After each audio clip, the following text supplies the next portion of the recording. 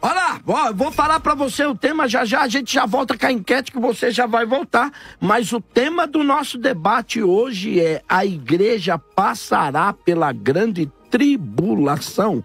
Vou repetir, a igreja passará pela grande tribulação. Meu Deus do céu, eu vou começar aqui com o querido pastor, esse servo de Deus, pastor Gabriel Porto, que vai falar para nós. E aí, pastor Gabriel, passamos ou não passamos? Eu acredito que a igreja não irá passar pelo período tribulacional, né, e tenho vários motivos para isso, né? Então, até primeiro, para exemplificar e ser um pouco mais didático para quem está nos assistindo, a ideia aqui é de que a profecia bíblica nos revela que haverá um período no futuro, chamado de período tribulacional, da tribulação ou grande tribulação, um período que durará 7 anos, onde Deus irá manifestar a sua ira, desencadear todos os julgamentos descritos ali nos selos, trombetas e taças. Se levantará um personagem que a teologia chama de o anticristo, outro também que a Bíblia chama de falso profeta. E haverá muitas outras coisas, as duas testemunhas, 144 mil e tantas simbologias no livro de Apocalipse. Mas a ideia aqui do debate é: a igreja de Jesus Cristo, os verdadeiros salvos, regenerados, estes que nasceram de novo e se tornaram morada do Espírito, eles terão que sofrer esse período, passar por ele, ou serão livrados dele, né? E eu gostaria de começar falando sobre o que é o período tribulacional. Porque os profetas do Antigo Testamento, a maioria deles já falaram sobre esse período. Então, por exemplo, ele é chamado de período de ira, não só no livro de Apocalipse, mas também em Tessalonicenses, chamado de período de julgamento no Apocalipse, e indo para o Antigo Testamento, é chamado de um período de indignação da parte de Deus em Isaías 26, Isaías 34. Isaías 24 fala que é um período de castigo. Apocalipse 3:10 fala que é hora de julgamento. Jeremias 30, isso é muito importante, um período de angústia para Jacó, fazendo uma referência direta que é para o povo de Israel. Joel 1:15 fala que é um período de destruição. Joel 2, Sofonias e Amós chamam ele de um período de trevas. Então, perceba aqui que são todos textos com conotações negativas. De que será um período de ira, sofrimento, julgamento. E uma vez definindo que o período tribulacional é um período de ira, resta-nos a pergunta: a quem Deus destinou essa ira? Essa ira é para a igreja? E aí eu gostaria de ler 1 Tessalonicenses 5, versos 9 e 10, que diz assim, falando para nós, igreja: porque Deus não nos destinou para a ira, mas para recebermos a salvação por meio de nosso Senhor Jesus Cristo. Ele morreu por nós para que, quer estejamos acordados, quer dormindo, vivamos unidos a Ele. Nessa mesma carta aos Tessalonicenses, capítulo 1, também, ele vai dizer o seguinte: pois eles mesmos relatam da maneira que vocês receberam e como se voltaram para Deus, deixando os ídolos, a fim de servir o Deus vivo e verdadeiro, e esperar dos céus o seu Filho, Jesus Cristo, a quem ressuscitou dos mortos. Agora olha o finalzinho. Jesus, que nos livra da ira que há de vir. Pastor, eu queria fazer uma pergunta para o senhor, porque surte muito essa dúvida o seguinte.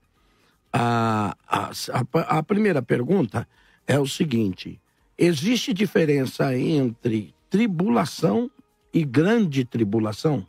Existe um diferencial entre o princípio de dores e a grande tribulação? Uma outra pergunta que tem muita dúvida, eu queria que o senhor explanasse nisso, porque como o senhor defende que toda a Bíblia se refere à grande tribulação como um momento negativo da história, como um momento de ira de Deus, como um momento de derramamento da sua ira, e aí o senhor mesmo faz a pergunta sobre quem é essa ira. Mas uma pergunta que surge é: essa é a ira do Cordeiro ou é a ira do anticristo contra a igreja? A grande tribulação é a ira do Cordeiro derramada sobre o mundo, ou é a ira do anticristo em perseguição àqueles que servem o Cordeiro? Posso dizer que são as duas coisas, né? Deus reservou esse período na história porque conforme eu vou demonstrar aqui mais à frente, escatologicamente falando, Deus subdivide a humanidade em 3 grupos. Ok. Né? A saber, a igreja, de Atos 2 para frente, todos aqueles que entregaram a vida para Jesus. Ok. Israel, aqueles que são etnicamente judeus e que seguem a religião judaica, hoje ainda não creem em Jesus como Messias, mas no futuro se converterão. Então o senhor diz que são 2 povos separados. Isso, eu vou mostrar embasamento bíblico para isso. Ok. E o terceiro grupo é quem sobra, são os gentios ímpios. Né, esses que vão adorar a besta, receber a sua imagem, fazer parte de seu império durante a tribulação. Então, Deus tem planos e propósitos específicos com cada um desses 3 grupos durante o período tribulacional. Certo. Né?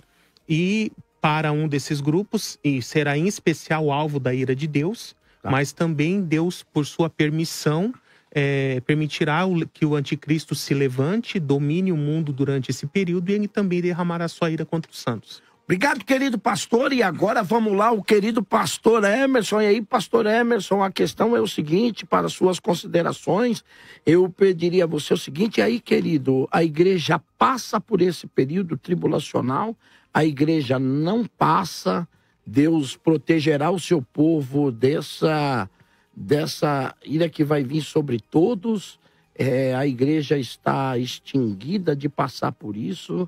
Como é que o senhor vê isso? Eu vejo da seguinte maneira, eu vejo a igreja passando pela grande tribulação. Começando, usando um dito do próprio Salvador da igreja, que é Cristo Jesus, que se encontra em Mateus capítulo 24, verso de número 29 a 31, que diz assim: logo depois da tribulação daqueles dias, o sol escurecerá, a lua não dará sua luz. Então aparecerá no céu o sinal do Filho do Homem, e ele enviará os seus anjos com grande clangor de trombeta, os quais reunirão os seus escolhidos, né? Nessa primeira defesa do pós-tribulacionismo, a qual eu inicio, Jesus afirma que o ajuntamento dos eleitos ocorre após a tribulação. Dentro das páginas do Novo Testamento, que é onde eu prefiro debater esse assunto, e logo mais explico por quê, nós temos muito mais possibilidades para um arrebatamento pós-tribulacionista, tanto textualmente como culturalmente, do que para um arrebatamento pré-tribulacionista. Outra coisa que é interessante percebemos é que o povo de Deus, ele sempre passou por tribulações. E isso nós podemos observar desde o livro do Êxodo até os cativeiros, até a perseguição da igreja no século I, nos outros séculos e até os dias de hoje. Deus, ele sempre livrou o seu povo da tribulação, mas passando pela tribulação, não o retirando da tribulação. Nós temos isso no próprio Êxodo, nós temos isso em determinados textos bíblicos, onde pessoas, por amor à sua fé e à sua defesa na crença de um Deus verdadeiro, também passaram pela tribulação, foram livrados da tribulação, mas eles enfrentaram a tribulação e permaneceram. Então, por esse motivo, e por outros versos bíblicos que nós estaremos tratando no decorrer desse debate, eu estarei defendendo e apresentando que a igreja, ela não passa pela tribulação, que a igreja passa pela tribulação, perdão, e que o Senhor, ele há de nos proteger no meio da tribulação. Então, a igreja passa pela tribulação, sim, e logo depois acontecerá o que está escrito no livro do Apocalipse, capítulo 1, verso de número 8, onde diz: ele vem com as nuvens e todo olho o verá, e todas as tribos lamentarão, até mesmo aqueles que o transpassaram. Então, a princípio, nessa primeira apresentação, passamos pela tribulação, sim, pastor Calixto, queridos ouvintes, mas triunfamos, porque muitos versículos bíblicos no Novo Testamento nos provam que nós passaremos pela tribulação, sim. Olha só, e aí? Vamos passar pela grande tribulação? Não vamos passar? E olha, a nossa enquete, já vamos ver a nossa enquete, como é que tá por enquanto? Olha, A igreja passará pela grande tribulação? 30% diz que sim, 70% diz que não. Até o final do debate você vai votando, você vai contribuir para que esse painel possa mudar, querido pastor Gabriel. Pode continuar as suas informações, não passamos. Então, é importante estabelecer algumas bases aqui, né? Quando se fala ali de Mateus 24, que Jesus irá recolher sobreviventes da tribulação no final, na sua vinda, o texto não encerra ali. Porque nós temos que entender que a Bíblia, quando foi escrita, ela não tinha capítulos e versículos. Essa estruturação é posterior. Esse trecho, esse bloco bíblico, é uma única narrativa que começa em Mateus 23, segue 24 e se conclui no 25. E em Mateus 25, o próprio Senhor Jesus, ele continua dando a explicação. Porque Mateus 24, a ênfase é o período tribulacional. Uhum. Agora, em Mateus 25, verso 31 em diante, ele vai começar a falar o que ele vai fazer quando ele chegar, né? E aí ele diz assim: quando o Filho do Homem vier em sua glória com todos os anjos, assentar-se-á em seu trono na glória celestial. Todas as nações serão reunidas diante dele e ele separará umas das outras como o pastor separa as ovelhas dos bodes e colocará as ovelhas à sua direita e os bodes à sua esquerda. E o texto prossegue. Então aqui o que esse trecho nos ensina é que quando o Senhor Jesus voltar, ele vai dar ordens aos seus anjos para que vasculhem toda a terra e reúnam todos os sobreviventes do período tribulacional, porque grande parte da humanidade vai morrer, e os sobreviventes serão reunidos lá em Israel, em Jerusalém. Outros textos, por exemplo, como Ezequiel 20, Joel, Malaquias 3, fala até o nome do lugar, Vale de Josafá, né? E ali, então, todos eles serão julgados. Os aprovados no julgamento terão o direito de poder entrar no milênio e os reprovados sofrerão morte física e perdição eterna. Então perceba que associar aquele trecho de Mateus 24 com o arrebatamento é um erro. Ele não tem nada a ver com o arrebatamento.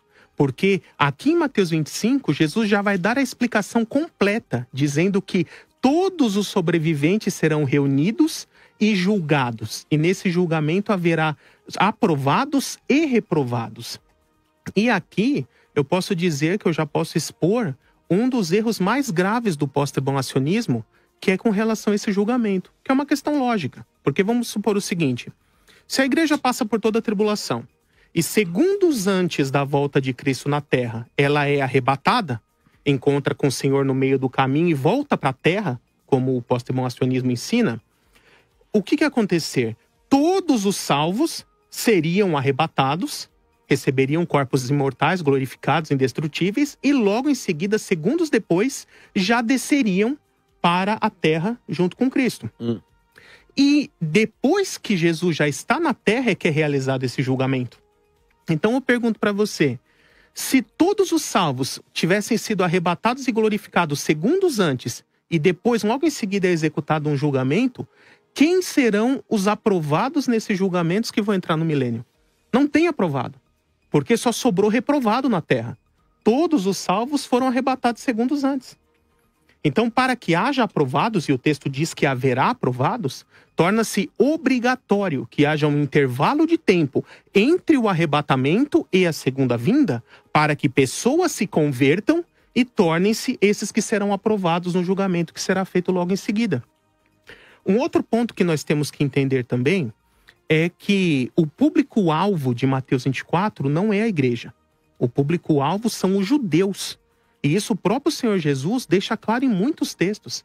Ele fala, por exemplo, no verso 15, quando vir o sacrilégio terrível do qual falou o profeta Daniel, quem estiver na Judeia, fuja para os montes. Não é qualquer lugar do mundo, é a Judeia. Depois ele fala, ore para que a sua fuga não se dê no inverno nem no sábado. Quem guarda sábado? É judeu. Por que inverno? Porque Jerusalém faz frio no inverno, até neva às vezes. Depois, nesse mesmo contexto, ai das grávidas e das que estiverem amamentando, porque será muito mais difícil fugir ali subindo montanhas num lugar árido, no inverno, no frio, com bebês de colo ou amamentando. Tudo isso é um contexto judaico. Jesus deixou o sermão de Mateus 24 para alertar o povo judeu a respeito de como será a tribulação. A igreja não tem nada a ver com isso. E falando sobre o próprio caráter da tribulação, é um outro erro muito comum do pré-tribulacionista, mas do pós e também do meso, é tentar associar períodos de sofrimento e tribulações que a igreja sofreu e sofre no decorrer da história com o período tribulacional. Mas o próprio Senhor Jesus já descartou isso, porque ele diz assim: porque então haverá grande tribulação como jamais nunca houve antes, nem jamais haverá depois. Então o senhor diz que esse é um período totalmente diferente. Totalmente ímpar. O próprio Senhor Jesus disse isso. Então ele não pode de forma nenhuma ser comparado com nenhum período de sofrimento da igreja na história. O próprio Senhor Jesus deixou isso claro. E além disso, ele também se baseia no pressuposto de que a igreja não está sofrendo hoje. E isso é uma visão muito centralizada aqui em nós. Se a gente for pensar em ditaduras comunistas na África, na China, Coreia do Norte, países islâmicos, tem muitos e muitos que estão sofrendo, sendo presos e dando a vida pelo evangelho. Mas pastor, o senhor, uma pergunta até. Paulo diz até, e explica aos irmãos que eles não fiquem horrorizados, acho que Pedro, com a aparente provação que eles estão sofrendo no momento, porque o que eles estão passando, também todos os seus irmãos em toda a terra passam por isso. Exatamente. Pelo menos. Então era isso que eu ia perguntar para o senhor.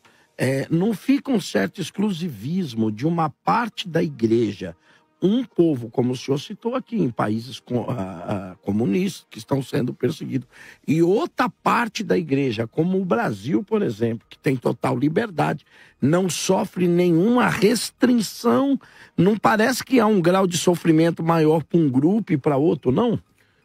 Nós não vamos entender isso em plenitude. Isso cabe à soberania de Deus. Porque Sim. Em algumas épocas, alguns grupos sofreram mais do que outros. Certo. Mas o que eu quero dizer é o seguinte: a igreja já sofre hoje, em escala mundial. Então não é necessário que a igreja entre na tribulação para sofrer. Porque ela já sofre hoje, em escala mundial. Né? E também isso acaba até enfatizando uma ideia de salvação por obras, né? Eu tenho que comprar a minha salvação por meio do meu sofrimento durante a tribulação. Então, para que serviu o sacrifício de Cristo? Não serviu para nada, se eu tenho que comprar a minha salvação, né? Então, tem todo um contexto ali. A salvação, o período tribulacional é para os que não creem em Cristo, para os que rejeitaram a Cristo. E aí Deus vai ter uma forma de tratar com Israel, que é sim, protegendo dentro da tribulação, como o pastor Emerson falou, isso se aplica a Israel, porque um erro muito comum, acho que é um dos principais do pós-tribulacionismo, é não entender a distinção entre Israel e igreja. Israel é um grupo no plano de Deus, a igreja é outro. Então, mas aí eu vou voltar aqui com o querido pastor Emerson. O pré-tribulacionismo, pastor, faz essa distinção de dois povos e até três. Já chamam três povos. Sim, três povos. Três povos. A pergunta que eu faço é o seguinte: parece que Deus, então, tem um grupinho seleto. Exatamente. Um grupinho elitista. Eu estou perguntando. Parece que Deus tem um grupinho seleto, protegidinho, que pode fazer o que quiser. Mas, pelo que eu li, e eu estou só colocando aqui, porque vocês, os debatedores, vão me explicar.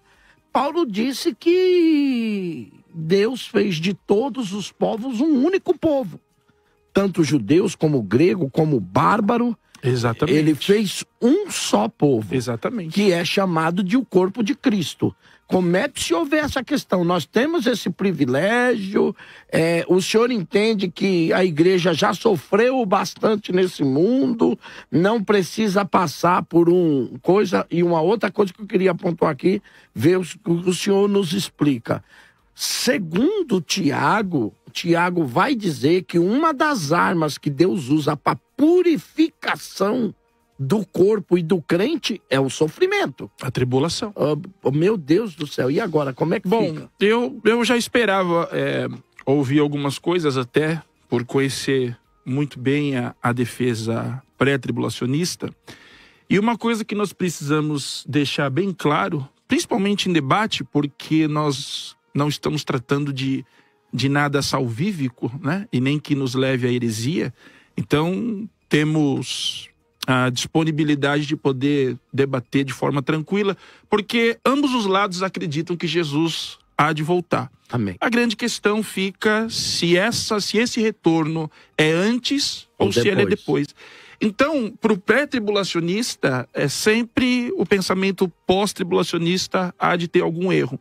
E a mesma coisa vai acontecer para o pós. Todavia, o que nós precisamos entender é que essa separação, essa distinção a qual o pastor apresentou, que Deus tem um tratar com Israel e um outro tratar com a igreja, ela não é real. Porque Deus, ele tem um único povo. Esse é o primeiro ponto.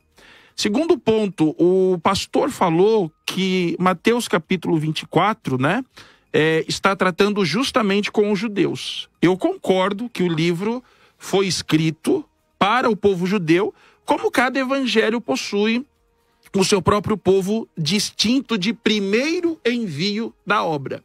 Mas que ele se tornou depois um evangelho universal. Exatamente, universal. Mas da mesma forma, o pastor Gabriel, ele comete alguns erros, porque ele vai muito para o Antigo Testamento e ele faz uma segunda leitura, uma segunda interpretação, e esquecendo da primeira, que é histórica e cultural, quando um profeta profetiza. Eu escutei o senhor falando sobre Isaías 26 ou 27, acredito. Escutei o senhor falando sobre Joel. Escutei o senhor falando sobre Jeremias, dizendo que os tais profetas estariam falando exatamente do período que nós, em pleno século XXI, estamos discutindo. Mas isso, na verdade, é uma maneira de adulterar o texto, tirando da sua originalidade. E eu vou te explicar por quê. Porque na época de Jeremias, havia uma grande tribulação que o povo de Israel passou, que foi o cativeiro babilônico. Então, essa opinião de que ele estava falando dos dias de hoje, pode ser em uma segunda camada interpretativa, terceira camada interpretativa, mas a primeira... diz que há uma aplicação nisso. A primeira, mas o texto em si ele está falando sobre o cativeiro babilônico. Joel, ele fala sobre o momento de grande dificuldade que Israel passou na seca e dos gafanhotos. Isaías, ele está falando sobre o momento em que o povo passou pelo cativeiro assírio. Então, o que nós vemos na originalidade textual da Bíblia? Que todos os povos de ontem, de hoje e de amanhã, até a volta de Jesus, passará por tribulações. Mas atravessarão as tribulações e os remanescentes sobreviverão. Então, esses versos utilizados do Antigo Testamento, eles acabam sendo um pouco forçado, porque é uma interpretação de segunda camada, de terceira camada, entende? E quanto ao Evangelho de Mateus, a partir do momento que você se converte, confessa Jesus como seu Salvador, você já se torna igreja. Não importa que você seja judeu. Você confessa Jesus Cristo como seu Salvador, você já faz parte da igreja. Você já faz parte do corpo de Cristo. Então, essa separação que existem 2 povos, 3 povos, isso na verdade não é real. Existe um único povo, a qual o próprio Paulo fala, que para Deus não existe mais distinção entre gregos e judeus, gentil e bárbaro. Não, todos são iguais. Então essas são algumas falhas que o pré-tribulacionismo ele apresenta. Quando ele deseja pegar, pastor Calixto, versículos do Antigo Testamento, que tem toda uma textualidade original de algo que aconteceu na época, e criar essa segunda camada, essa terceira camada, acreditando que eles estariam desprezando a tribulação daqueles dias, com os povos circunvizinhos, para pensar em uma que nós ainda estamos tentando entender como será o processo. Então, dentro desse ponto, esse pensamento pré-tribulacionista é um pensamento totalmente errôneo. Eu vim preparado para esse debate para não me atrelar a algumas correntes extra-bíblicas, né, que nós poderíamos usar. Mas nós sabemos que é um pensamento muito novo. É um pensamento, é uma corrente teológica que, acredito eu, não tem nem 500 anos. Acho que ela é parte do século XVIII, século XIX, e é uma nova interpretação para combater aquilo que a igreja sempre acreditou desde os registros patrísticos. Então, é isso. Essa distinção de povos é algo muito perigoso, porque para Deus só existe um único povo. Aceitou Jesus a igreja, não tem jeito. Olha só, e agora, gente, como é que fica? É a 102.9, o debate está começando a evoluir, e eu vou voltar aqui com o pastor Gabriel. O pastor Gabriel queria até, porque eu não digo nem que é nem quem não é, esse não é o meu papel. Mas, Gabriel, não parece um certo protecionismo? Não parece quando você... Porque Jesus, uma certa vez, disse o seguinte aos próprios judeus: olha, virão povos de todos os lugares, se sentarão à mesa, e vocês que são os filhos de Abraão, os filhos dessa aliança, serão lançados fora. Não parece que há uma certa proteção? Eu não digo que Israel não é um povo de Deus, inclusive todo o semitismo está amarrado no nome de Jesus. Nós amamos Israel, oramos por Israel para que haja paz em Jerusalém. Mas quando esse povo se converte, eles não se tornam um único povo com a igreja? Exatamente. Como é que o senhor pastor explica isso para nós? Na verdade, eu acredito que, por eu não ter tido tempo de explicar mais detalhadamente na minha outra fala, pode ter gerado essa dúvida. Mas a igreja hoje, aliás, de Atos 2 para cá, é composta por judeus e gentios. Não tem nenhum problema quanto a isso. Então, como que se entende a questão dos três povos? Os judeus... Eu me refiro a judeus que não creem em Cristo. Não são convertidos, não são salvos. É impossível fazer parte de mais do que um desses grupos ao mesmo tempo. Porque, por nascimento, ou a pessoa nasce judeu ou nasce gentil. Tanto o judeu quanto o gentil se entrega a sua vida a Cristo, se torna a igreja. Pronto. Deixa de ser do seu grupo anterior e se torna parte da igreja. Então, eu não tenho nenhuma discordância de que a igreja é formada por judeus e gentios, e judeus que se convertem hoje espiritualmente se tornam parte da igreja, sem problema nenhum. Agora, o plano escatológico de Deus, como está muito claro, por exemplo, em Romanos 11, é tratar durante o período tribulacional com o remanescente de Israel que não crê em Jesus, mas que será convertido durante o período tribulacional. Nós vemos, por exemplo, o Romanos 11, ele faz um eco de Zacarias 12. Olharão para aquele a quem transpassaram e chorarão amargamente como quem chora pela perda de um filho único. Então, são textos que falam da conversão de Israel. Depois, o próprio Paulo, em Romanos 11, fala: então todo Israel será salvo. Eu estou falando da questão escatológica aqui, né? Como grupo escatológico. E é uma outra questão também, foi falado aqui que não há embasamento bíblico para essa distinção, então eu gostaria de ler alguns textos. Primeiro, Atos 15, é o Concílio de Jerusalém, foi feito para se decidir se o cristão gentil teria que seguir a lei de Moisés ou não a se converter. Então, Tiago ali, que era o anfitrião da igreja de Jerusalém, a partir do verso 14 vai dizer assim: Simão nos expôs como Deus no princípio dessa atual era da igreja, voltou-se para os gentios a fim de reunir dentre as nações um povo para o seu nome, que é a igreja. Concordam com isso as palavras dos profetas, conforme está escrito: depois disso voltarei e reconstruirei a tenda caída de Davi, reedificarei as suas ruínas e as restaurarei.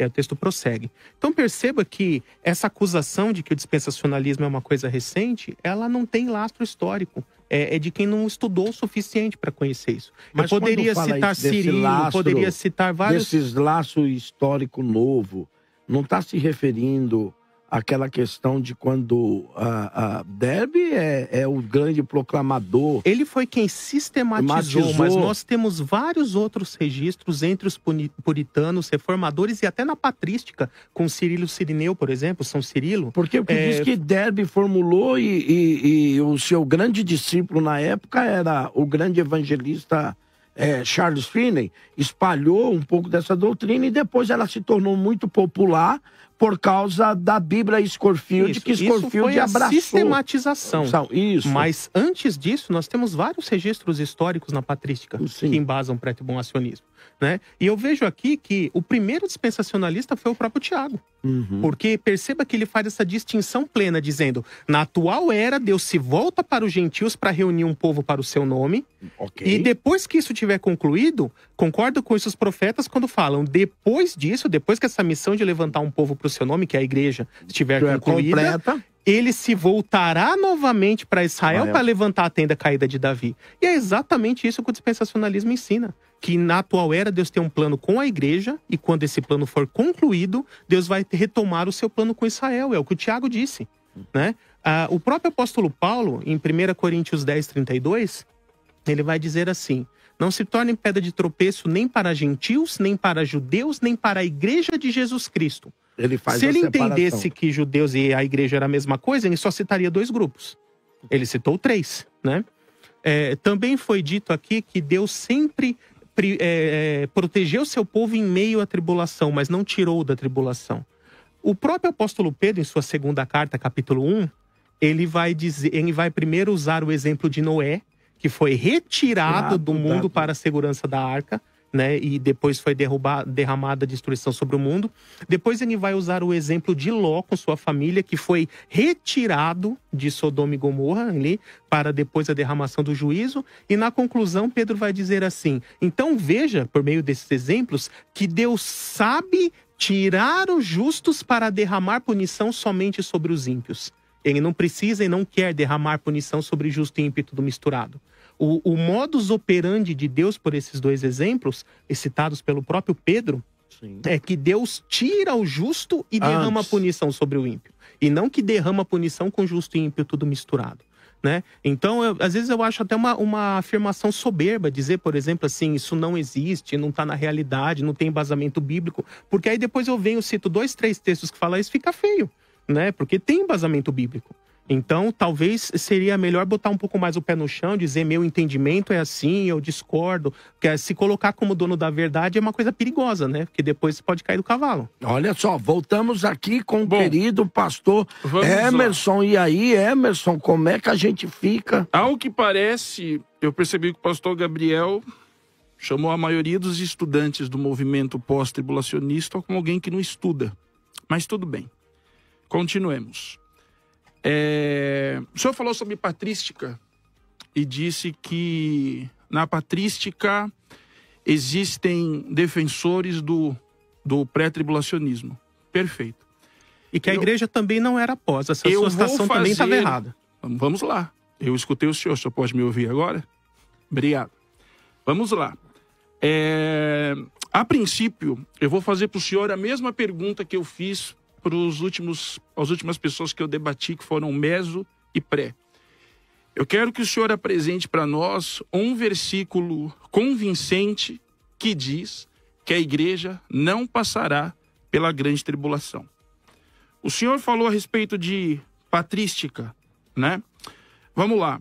O conceito pré-tribulacionista, ele é ausente na patrística e eu posso mostrar por quê. Primeiro, os pais da igreja nunca falaram de um arrebatamento secreto antes da tribulação. Não há indícios. Caso eu esteja enganado e o meu pé esteja nos ares, eu esteja flutuando, eu gostaria que o senhor apresentasse para nós um verso que prove o contrário. Outra coisa, eles não fazem separação escatológica radical entre Israel e igreja, como faz o dispensacionalismo moderno. Eles esperavam um tempo de sofrimento e perseguição antes da volta gloriosa de Cristo. Ou seja, a visão pré-tribulacionista, como conhecemos, não aparece nos escritos patrísticos. A maioria dos pais cria que a igreja enfrentaria o anticristo e a tribulação. Exemplo disso, eu tenho Irineu de Lyon, de 130 a 202, Contra Heresias, livro 5. Eu tenho Hipólito de Roma, 170 a 235, sobre Cristo e o anticristo. Ele descreve que a igreja verá o anticristo. Se a igreja verá o anticristo, é porque ela estará na terra. Enfrentará provações e então Cristo virá para destruí-lo. Nada de arrebatamento prévio. Tertuliano, de 160 a 220, fala que a igreja será perseguida, mas perseverará até o retorno de Cristo, ok? Então eu apresentei aqui 3 pais da igreja renomados, respeitados, que podem não ter utilizado o termo técnico pós-tribulacionismo, mas apresentam o que diz o pós-tribulacionismo, que a igreja passaria pela grande tribulação. quanto ao surgimento pré-tribulacionista, eu não queria falar sobre isso, mas ele é um movimento do século XIX. Ainda que seja sistematizado, como foi dito pelo pastor Gabriel, ele foi sistematizado no século XIX. Então, começaram a pensar e organizar, porque sistematizar é isso, começaram a pensar e organizar exatamente no século XIX, entende? Ele foi popularizado pelo Scofield, como o pastor Calixto disse com muita propriedade, mas os pais da igreja e toda a igreja até o século XVIII não conheceram esse pensamento pré-tribulacionista. Então agora eu devolvo ao pastor Gabriel, pedindo para ele um texto bíblico que nos mostre claramente que a igreja não passa pela grande tribulação e que ele encontre um ou dois pais da igreja e cite as obras que dizem que a igreja será raptada, será tirada antes de todos os problemas que a grande tribulação há de trazer. É apenas essas duas perguntas que eu peço para o irmão me responder. Querido pastor, olha, tá pegando fogo, você vai poder participar 11 9 50 50 50 90, olha, pelo WhatsApp e também pelo Instagram, @maisfm 102.9. Eu tô tentando me manter aqui muito calmo, porque a coisa tá pegando fogo, e eu assopra ali, assopra aqui, mas a questão aqui é para apagar o fogo mesmo, viu? Porque tá alto aqui, os debatedores têm sido muito contundentes na sua fala, e vamos lá ao querido pastor Gabriel. É triste, né? Chega a ser lamentável, assim, a gente ver essa proliferação de espantalhos, né? De coisas que não tem fundamento, não tem lastro histórico, né? Só falta dizer depois que foi por influência da Margaret MacDonald. Aí vai ser o fim de tudo aqui, né? Vamos jogar toda a história no lixo. Então, assim, primeiro, patrística não é infalível. Okay. A patrística defendeu um monte de coisa que hoje já foi classificado como ensino errado, né? Okay. Então, apoiar em 2, 3 textos da patrística, valor nulo, né? Mas eu posso citar São Cirilo, acabei de citar. Qual obra? Ele só tem um texto, não preciso então, ficar... Mas qual obra, qual texto, qual o nome do livro pra gente pesquisar? Olha, no momento aqui eu não tô aqui com a internet, mas eu posso colocar nos comentários do vídeo quando ele for publicado. Tá bom. E aí o pessoal vai ter acesso. Inclusive, você que está nos assistindo, recomendo que vocês leiam um livro chamado Dispensacionalismo Antes de Darby, tá?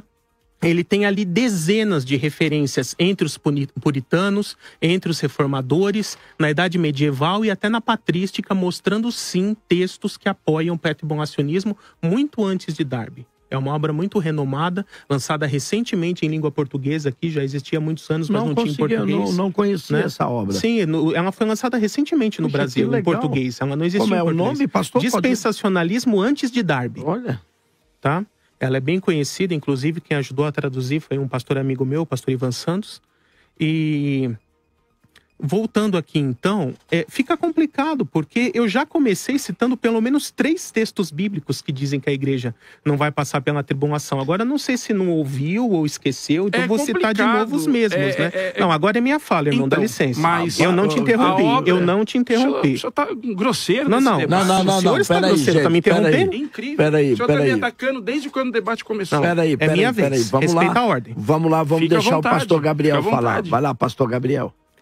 Então, eu já tinha definido, com uma série de textos bíblicos, que a tribulação é chamada de um período de ira. Ok. Citei 1 Tessalonicenses 5, versos 9 e 10, de que a igreja será livrada da ira. Citei 1 Tessalonicenses 1, que nós não fomos destinados à ira. Apocalipse 3 vai dizer a mesma coisa, Apocalipse 3:10 também. Assim, a igreja será livrada da hora de provação que está para vir sobre todo mundo, para pôr a prova os que habitam na terra. Eu citei o texto de 2 Pedro capítulo 1, onde ele fala os exemplos de Sodoma e Gomorra e de Noé, que foram tirados. Isso, Noé, foram tirados. De cair a chuva, antes de Sodoma. E você vê, eu sou acusado de não responder perguntas, eu já fiz umas 5 e não foi respondida nenhuma. Então a primeira, tá bom, repito. Nenhuma. Eu falei do que se o pós-tribulacionismo entende que logo após o arrebatamento vem a segunda vinda, e todos os salvos foram arrebatados, e logo em seguida Deus faz um julgamento com sobreviventes, onde vai ter aprovados e reprovados, quem serão os aprovados? Eu coloquei isso como primeira pergunta aqui, ele simplesmente ignorou, passou direto e melhor que esqueça, né? Então, conclamo a responder a pergunta. Outra questão é, o pós-tribulacionismo não cumpre a doutrina da iminência, ensinada pelo próprio Senhor Jesus.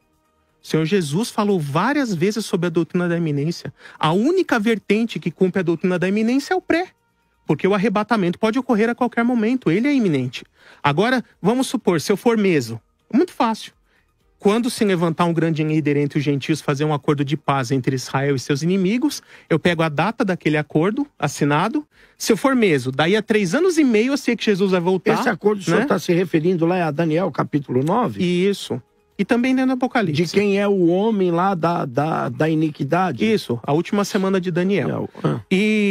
Ou então, se eu for pós, pior ainda, eu vou ficar sabendo com 7 anos de antecedência quando Jesus volta. Aí eu costumo brincar, compro um caminhão, enche de água, comida enlatada e vai pro meio do mato, né? E fica lá 7 anos esperando Jesus voltar. Então, doutrina da iminência vai pro ralo no pós, né? Não responde sobre os juízos, quem serão os aprovados. Também nega essa distinção entre Israel e a igreja, nega que o propósito da última semana de Daniel era para Israel, porque o anjo disse para Daniel, 70 semanas estão decretadas sobre o teu povo e tua santa cidade. A última semana é contado para Israel, não é para a igreja.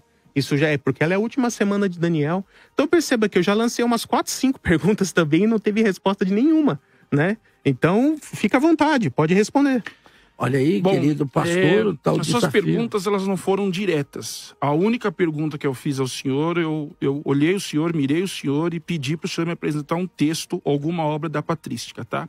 Então, vamos começar a responder. É interessante o assunto de patrística, porque em determinados pensamentos teológicos, a patrística serve e é totalmente defensável pela maioria dos teólogos. Em outros momentos, e acho que isso é a primeira ou segunda vez que eu escuto na minha vida, o pensamento dos pais da igreja, em determinados momentos, eles não servem, né? Isso é muito interessante. Mas a gente vai ter que falar um pouco sobre isso, porque ele que citou a patrística.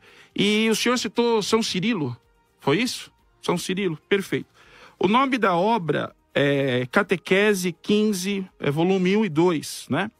O que Cirilo realmente ensinou na sua obra mais conhecida, as catequeses, especialmente no capítulo 15, fala sobre a segunda vinda de Cristo. Cirilo descreve a expectativa da igreja quanto ao fim dos tempos. Citação: cremos que Jesus Cristo virá dos céus e nós o aguardamos com glória, mas devemos nos preparar para o julgamento que virá com ele. Não pensemos que virá em segredo. Mas ninguém falou nada de secreto, quem está falando é você. É o que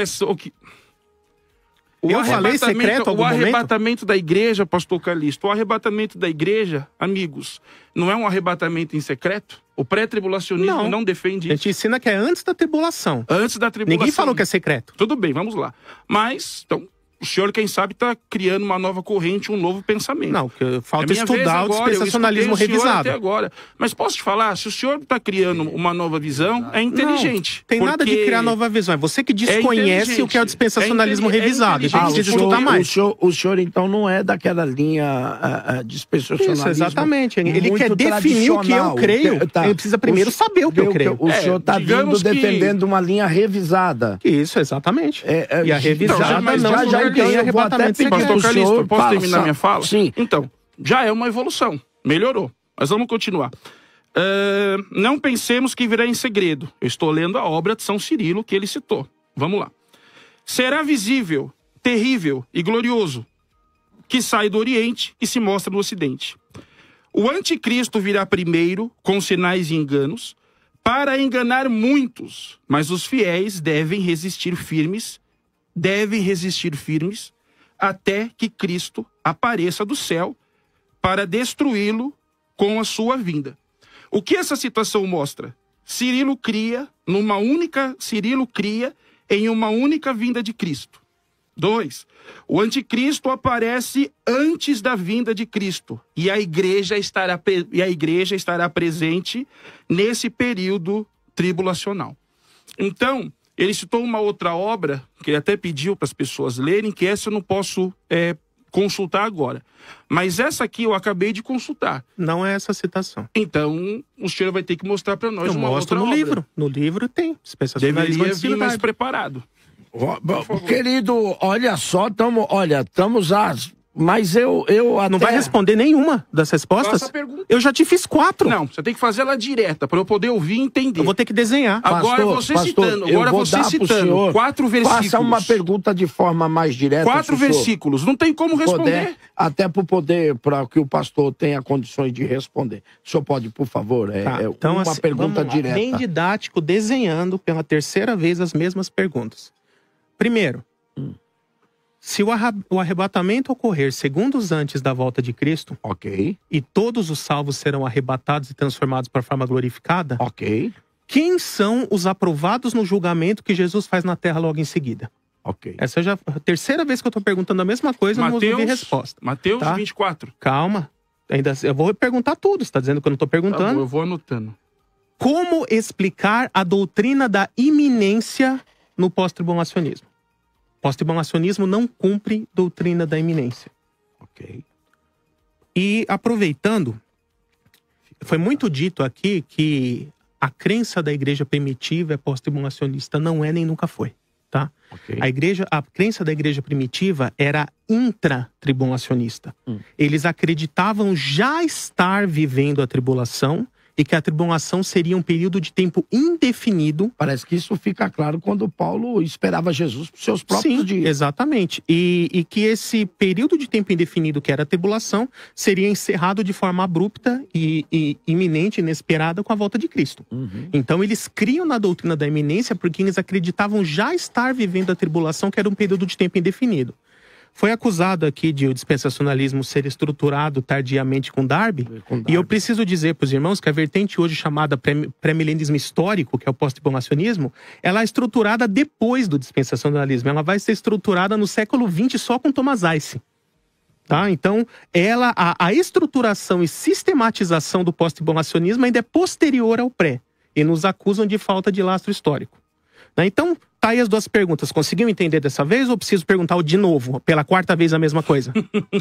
Vamos lá, querido pastor Emerson.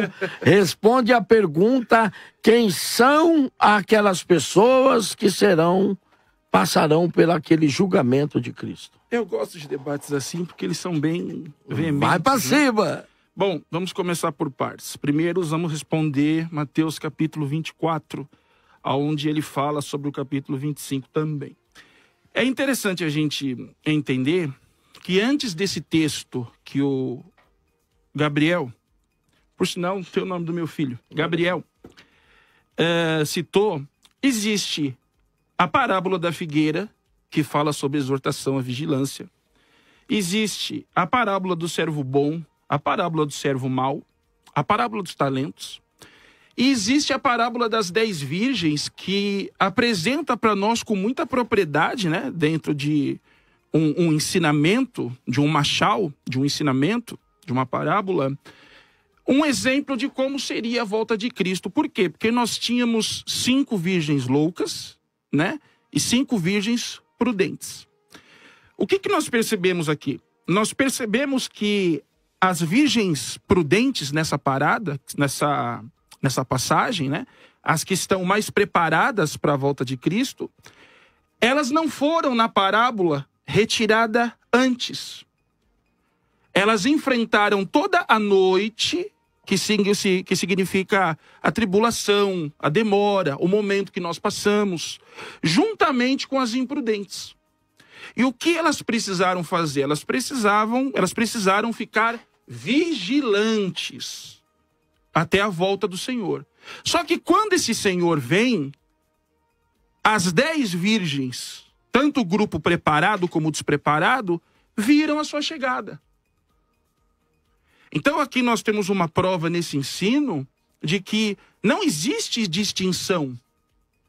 Ainda que você chamasse, por exemplo, as prudentes de igreja, e Israel você chamasse das imprudentes. O que essa passagem nos ensina? Que ambos esperavam juntos, Ambos passaram pelas mesmas coisas juntos. A única diferença é que o azeite, que aqui simboliza a fé, de 5 acabaram e das outras 5 continuaram e perseveraram. Só que nessa parábola, nós já temos aqui uma prova clássica de que Jesus, ele virá, todos o verão e passarão por esse momento de adversidade. Quando nós debatemos pré-tribulacionismo e pós-tribulacionismo, nós sabemos que nunca vai acontecer de um dos lados, pelo menos, levantar a mão e...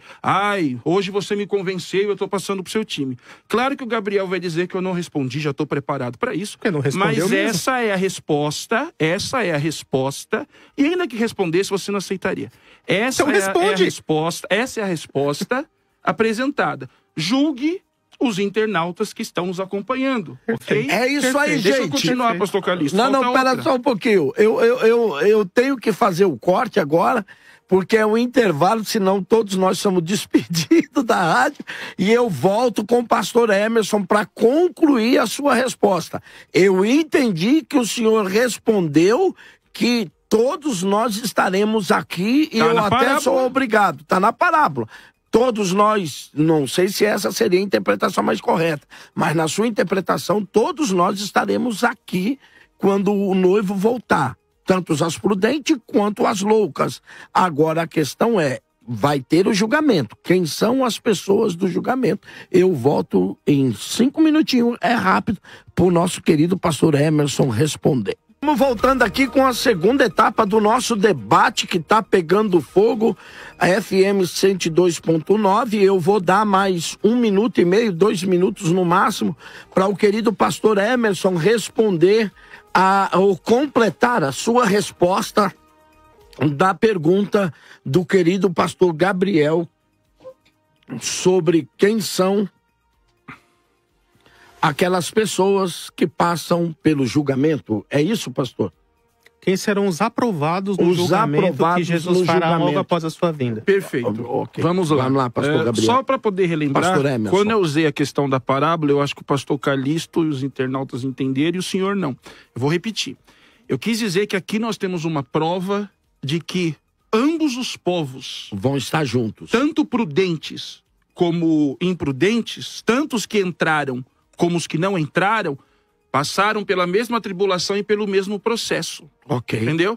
Se fosse uma visão pré-tribulacionista, eu tiro antes as prudentes e deixo passar só as imprudentes. Ok. Foi isso que eu quis explicar. Eu não vou falar para você que é que eu desenhe, porque eu acho você um cara mega, super, hiper, ultra inteligente e com certeza o senhor entendeu.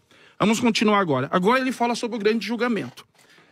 Quando ele fala sobre o grande julgamento, né, ele falou que eu criei um espantalho, que por sinal o espantalho dele eu já queimei, do São Cirilo, ele fez uma bola de trapo. Bem ruim, porque é o seguinte, o grande julgamento, ele já está falando sobre o momento em que todos estarão na presença do Senhor. Eu devolvo a pergunta para ele, seria o grande trono branco? Seria o tribunal de Cristo? Humildemente falando, qual tribunal nós estamos falando aqui? É óbvio que aqueles que estão aqui sendo julgados são aqueles que foram aprovados. Na visão dele, com certeza pré-tribulacionista, os que foram retirados antes. E na minha visão pós-tribulacionista, os que passaram pela grande tribulação. Só que o que nós precisamos entender aqui, e ao que parece, não estou afirmando, ao que parece, é um julgamento onde existe condenação e existe absolvição. Só que quando nós olhamos isso, foi um debate que aconteceu em diversos programas teológicos, né? Sobre haverá tristeza no tribunal de Cristo. Eu digo com toda a tranquilidade do mundo que eu preciso me preparar mais para responder se esse tribunal, qual tribunal é esse? Se é o tribunal de Cristo ou se é o grande trono branco. Todavia, os que estão aqui são aqueles que passaram, foram aprovados, ok? Sendo igreja e serão salvos. Eu vou devolver o tempo agora para o Gabriel, que é a vez dele, e a sua segunda pergunta de iminência eu vou responder na minha próxima oportunidade. Querido pastor Gabriel, eu queria até, se o senhor puder, esse tribunal ao qual o senhor se refere, é o tribunal de Cristo ou é já o grande trono branco? O juízo final? Por favor, pastor. Na verdade, nenhum dos dois. Ok. Tá? O tribunal de Cristo Ok. é citado em outros textos, e ali a palavra traduzida por tribunal é bema. Então não é um tribunal para juízo, para condenação. É só para... É um tribunal para galardoar os salvos. Então lá ninguém é condenado. Isso, a gente poderia ir lá para 1 Coríntios, outros textos que tratam disso. Tá? O juízo final também não é, porque o juízo final não tem após salvo. O milênio, é só perdidos, exatamente. Não tem e ele é salvo. Precedido por uma ressurreição. Ok. Né? Aqui... Se o senhor permitir, só para esclarecer, então, no tribunal de Cristo não há nenhum condenado. É para mérito de galardão. A igreja, isso. No tribunal do juízo final, o grande trono branco, não há ninguém salvo. Ali é só para sentença condenatória. Só para receber a sentença e ser lançado no lago de fogo. Obrigado, perfeito. Pastor. Só para esclarecer. Né? E este é um terceiro evento, que não é nenhum desses dois. Sim. Então, vamos pensar o seguinte. Quando Jesus volta, haverá sobreviventes da tribulação. Esses sobreviventes, tanto de Israel quanto dos gentios, e no meio desses sobreviventes vai ter salvos e não salvos. Sim. Então, como logo em seguida vai começar o reino, o milênio, e Jesus vai permitir que entre no reino só os salvos, então ele faz um julgamento, ele ordena os anjos que reúnam todos os sobreviventes ali em Israel para serem julgados. E aí ele faz esse julgamento de todos os sobreviventes, e perceba que o texto não fala nada de ressurreição. É um julgamento só de vivos, não tem julgamento de mortos aqui. E aí os aprovados receberão o direito de poder entrar no milênio. E aqui ele vai falar no capítulo 25 a respeito dos salvos. Vinde, benditos de meu Pai, entrem no reino preparado para vocês desde a fundação do mundo. Então o prêmio dos aprovados é o reino. Poder entrar no reino. Que o senhor está dizendo é o milênio, não é o reino celestial. Não, é o milênio. Né? E aqui, os reprovados, ele vai dizer aqui, então dirá aos que estiverem à sua esquerda, verso 41, malditos, apartem-se de mim para o fogo eterno, preparado para o diabo e seus anjos. Né? E aí o texto prossegue. Então perceba que Jesus em seu retorno, ele faz, depois que ele já retornou, já está na terra, os anjos ajuntam todos os sobreviventes da tribulação, ele julga todos os sobreviventes, e o próprio texto diz que haverá aprovados e haverá reprovados. Os aprovados, direito deles é entrar no reino, milênio. Os reprovados sofrem morte física e perdição eterna. Então, assim, eu não culpo o pastor Emerson por não ter conseguido responder, porque até hoje ninguém conseguiu responder isso. Isso é uma das questões mais difíceis para o pós-tribulacionismo. Né? Nem Thomas Eisen respondeu isso. Né? Dizer uma pergunta para o senhor também. Essa é a primeira vez que eu vejo essa colocação de que então haverá 3 julgamentos. Sim, sim. Isso é normal. Sempre, o dispensacionalismo sempre enxergou dessa forma. E não só o dispensacionalismo, também o pré-tribulacionismo histórico, outras vertentes. Tá? Então, assim, ok. Já era esperado que ele não conseguisse responder. Porque também não tem resposta. É uma dificuldade para o pós. Porque se a igreja arrebatada, segundo os antes, e já está glorificada, já está salva em corpos glorificados, não pode ser esse mesmo grupo que vai ser julgado de novo na terra logo em seguida. E só sobra reprovado. Então não tem aprovado para entrar no milênio. Né? Então isso torna obrigatório um intervalo de tempo entre arrebatamento e segunda vinda. Né? Então até aí ok. Né? O pastor Emerson já fez o meia-culpa de que não ia conseguir responder, então tudo bem, vamos passar essa. A questão da iminência, vou deixar para o próximo ponto dele, ele falou que ainda vai responder. Né? E só que a parábola das 10 virgens, veja como ela está totalmente fora de contexto. Vou te fazer uma pergunta muito simples que uma criança responde. Quantas noivas Jesus tem? 5, 10, 2 ou 1? Uma única noiva. Uma só. Jesus é polígamo? Não. Não. Então, a parábola das 10 virgens não pode se referir à igreja. Porque Jesus só tem uma noiva. Ele não tem 10, não tem 5, não tem 2, nem se você separar boi ruim. Nessa única noiva, não é o que nós chamamos eclesiola em eclesia? Ou seja, Deus vai tirar de dentro da igreja uma igreja. Você vai entender quando eu chegar lá. Vamos analisar exegeticamente a parábola. Porque ali também, pastor Gabriel, não dá para falar que é 2 noivas.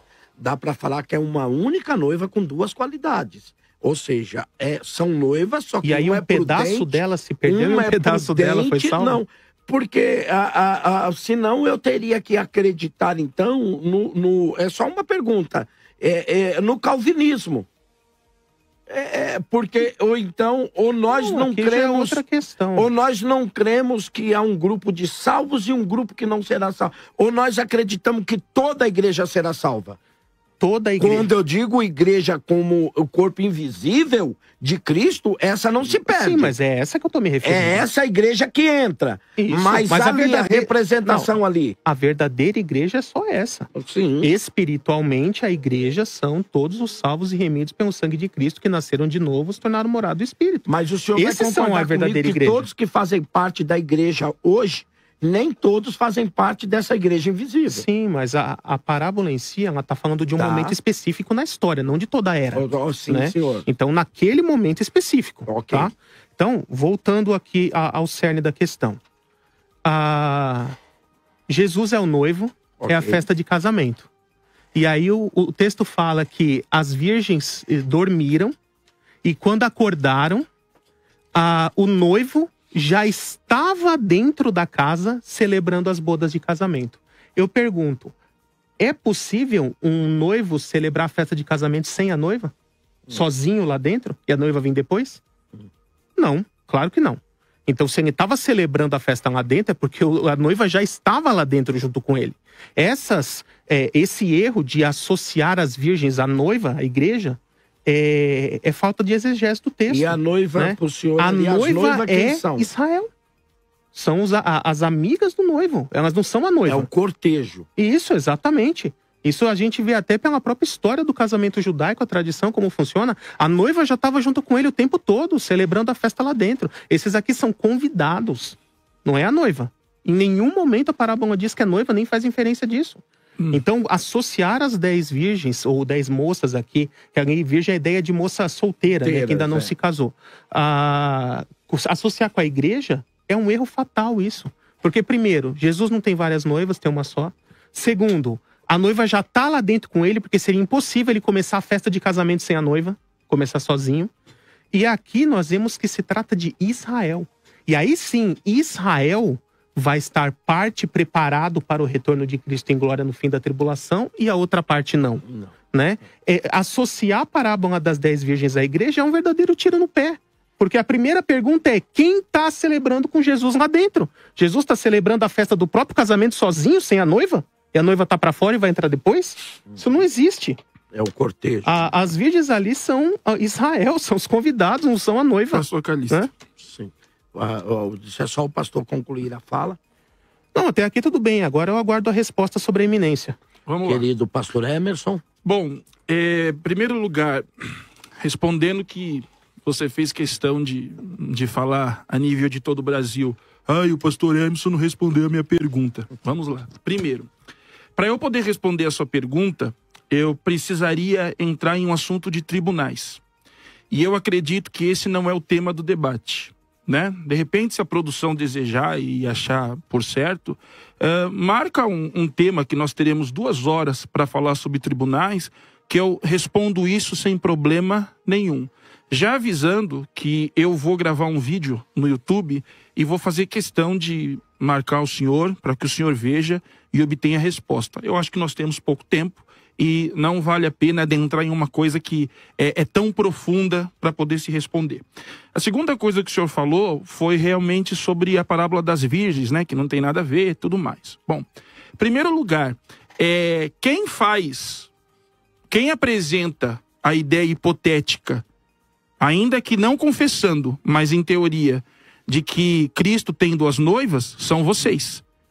Porque vocês fazem distinção de Israel e igreja.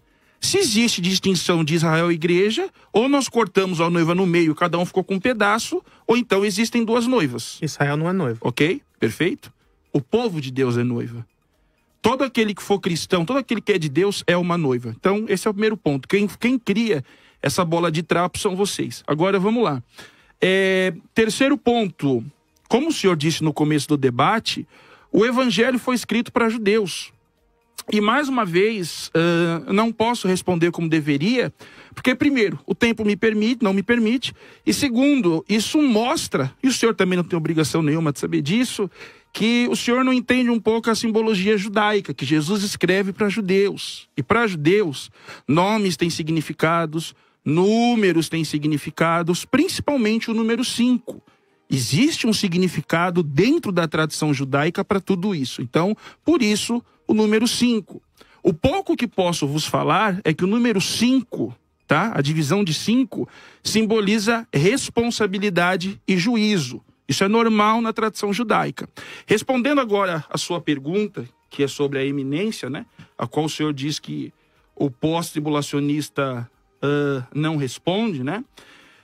A doutrina da eminência. No pré-tribulacionismo, a eminência significa que a vinda de Cristo pode acontecer a qualquer momento. Até aqui estamos certos? Ok.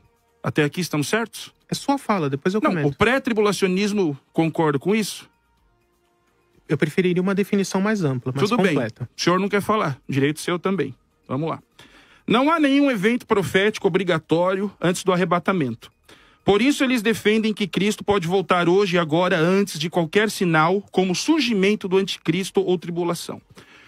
Como o pós-tribulacionismo responde isso? O pós-tribulacionismo concorda que devemos viver como se a vinda de Cristo estivesse próxima, mas entende eminência de forma diferente. Hein? Eu sei que já vai ter um choro dizendo que eu não respondi, mas eu vou responder da maneira que o pós-tribulacionismo defende. A vinda de Cristo é iminente no sentido de urgência espiritual. Ok. Tá? Esse é o ponto do pós-tribulacionista. Não de ausência total de sinais. Ok. Então nós entendemos a iminência, só que não é do jeito que eles pensam e desejam ouvir. Nós entendemos como... É uma urgência, a Bíblia, mas que ela não se completa antes sim, que haja ela alguns carrega sinais. a urgência espiritual, ok? E não de ausência total de sinais. A Bíblia ensina que alguns eventos devem acontecer antes da vinda do anticristo. Vamos lá? 2 Tessalonicenses 2:3, fala de apostasia, ok? Revelação do anticristo, 2 Tessalonicenses 2:4. O senhor está dizendo o texto quando Paulo diz que enquanto ele não se manifestar o homem da iniquidade. Exatamente. Nós não precisamos de ausência de sinais. Para nós tem que ter sinais. Ok, entendi. Terceiro, a grande tribulação, Mateus 24:29. Mesmo assim, o tempo exato da volta de Cristo ninguém sabe, Mateus 24:36. Tá. Ok? Então o cristão deve vigiar e estar pronto o tempo todo, ok? Como que eu posso explicar isso de uma forma simples e passar a bola para ele? Nós, pós-tribulacionistas, acreditamos que a iminência não significa que Jesus pode voltar segundos sem sinais.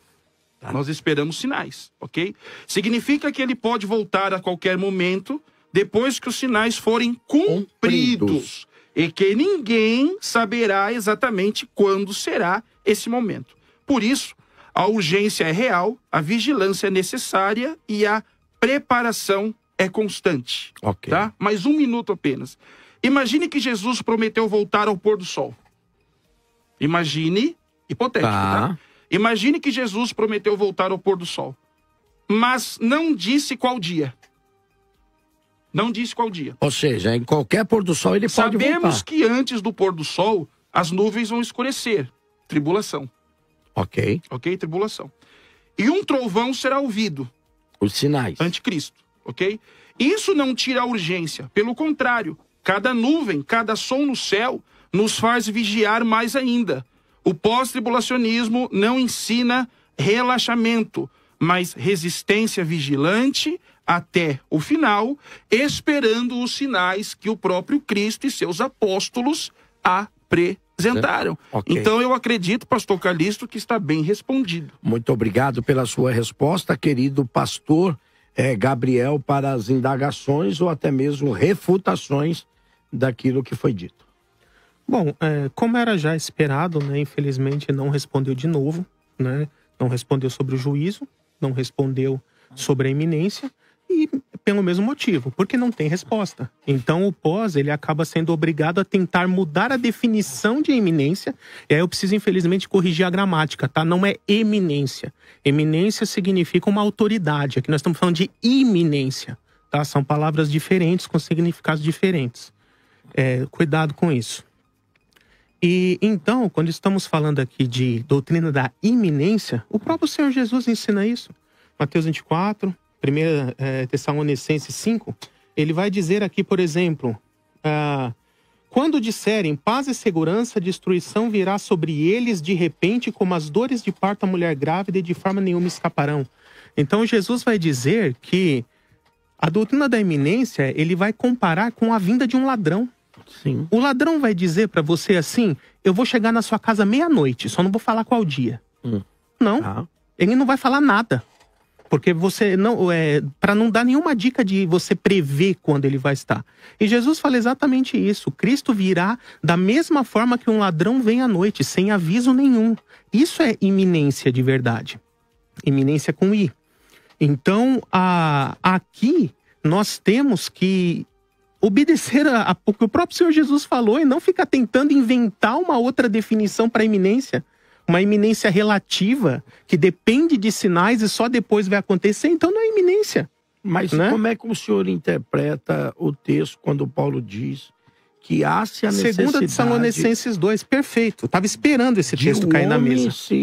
Olha, vamos voltar ao texto aqui? Vamos lá. Porque só o pré cumpre a doutrina da iminência.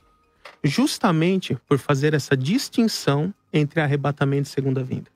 No arrebatamento se cumpre a doutrina da iminência, que ele pode ocorrer a qualquer momento, sem aviso prévio, cumprindo o que o próprio Senhor Jesus fala, e Paulo fala, vários textos bíblicos falam sobre isso. E depois sim, a volta de Cristo no final da tribulação é precedida por uma série de sinais. Então, por exemplo, quando foi citado Mateus 24, sim, tem que ocorrer uma série de sinais para a volta de Cristo no fim da tribulação, não para o arrebatamento. Então o senhor acredita na vinda de Cristo em duas etapas, é isso? Isso. Vou entrar aqui em 2 Tessalonicenses 2. Aqui é muito fácil, é só ler o texto. Só ler o texto livre de preconceitos. Ele vai dizer assim, ó. Deixa eu direto aqui no verso 3. Não deixem que ninguém os engane de modo algum. Antes daquele dia, então, daquele dia. Agora olha o verso 2, de que dia ele está se referindo. Não se deixem abalar nem alarmar tão facilmente, quer por profecia, quer por palavra, quer por carta supostamente vinda a nós, como se o dia do Senhor já tivesse chegado. Essa expressão dia do Senhor, ela nunca é usada na Bíblia para se referir a arrebatamento. Ela sempre é usada para se referir, isso desde o Antigo Testamento. Ela é sempre usada para se referir à volta em glória no fim da tribulação. Então é disso que Paulo está falando aqui. Aí o verso 3, ele vai dizer, não deixe que ninguém os engane de modo algum, antes daquele dia. Que dia? O dia do Senhor. O que é o dia do Senhor? A volta de Cristo no final da tribulação. Mas aí, não, deixa eu concluir para todo mundo conseguir entender. E aí ele vai dizer...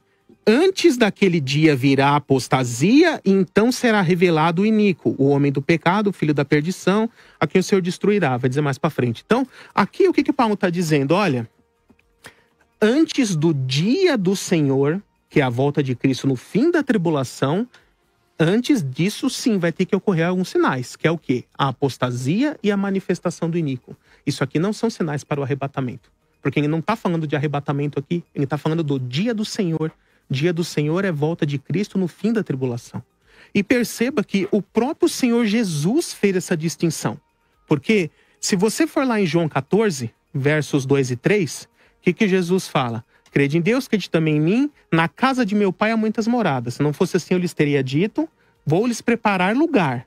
E quando preparar, voltarei e os levarei para mim, para que vocês estejam para sempre onde eu estiver, nessa morada que ele preparou, na casa do Pai, no céu. Perceba que no pós-tribulacionismo a igreja não vai para o céu. Essa palavra de Jesus não é cumprida. Porque a igreja é arrebatada no final da tribulação, encontra com Jesus no meio do caminho, Jesus está descendo para a terra, a igreja já volta para a terra junto. Então essa promessa de Jesus de habitar na morada celeste que ele está preparando, não vai ser cumprida. A igreja nunca vai para o céu no pós. Mas essa morada celeste não é a cidade santa? Não é a nova Jerusalém? Não, porque aí depois é novos céus e nova terra no estado eterno. É novos céus. Então, o Jesus já está preparando hoje, desde a sua ascensão. É o que ele fala lá em João 14. E o mesmo Senhor Jesus fala em Mateus 24 que ele vai descer, vir a este mundo para pisar nesse mundo, julgar o mundo e estabelecer o reino. Então perceba que isso é inconciliável. E como é que fica aquela expressão de Jesus quando ele disse aos seus discípulos: se o meu reino fosse deste mundo, vocês lutariam por ele. Mas como eu desse mundo não sou, o meu reino também não é deste mundo. Sim, porque o caráter do reino é espiritual, não é físico. Os apóstolos... Mas o reino milênio não é físico? E espiritual, não é só físico. Mas ali, os apóstolos, os discípulos, estavam querendo um reino nos moldes de Roma. De que eu levantasse ali um novo Davi, que fizesse uma guerra contra Roma, libertasse os judeus do Império Romano e tornasse Israel uma nação autônoma e soberana. E aí é nesse sentido que Jesus fala dessa forma. Mas perceba aqui então que o próprio Jesus fala de vindas em etapas diferentes, ou de duas vindas, posso dizer assim. Olha a questão da lógica. Jesus, não dá para cumprir tudo numa vinda só, porque se Jesus veio aqui, chegou nos ares, ou ele encontra com a igreja e volta para o céu, cumprindo João 14, ou ele pega a igreja e volta para a terra, cumprindo só Mateus 24. As duas coisas juntas ao mesmo tempo não dá.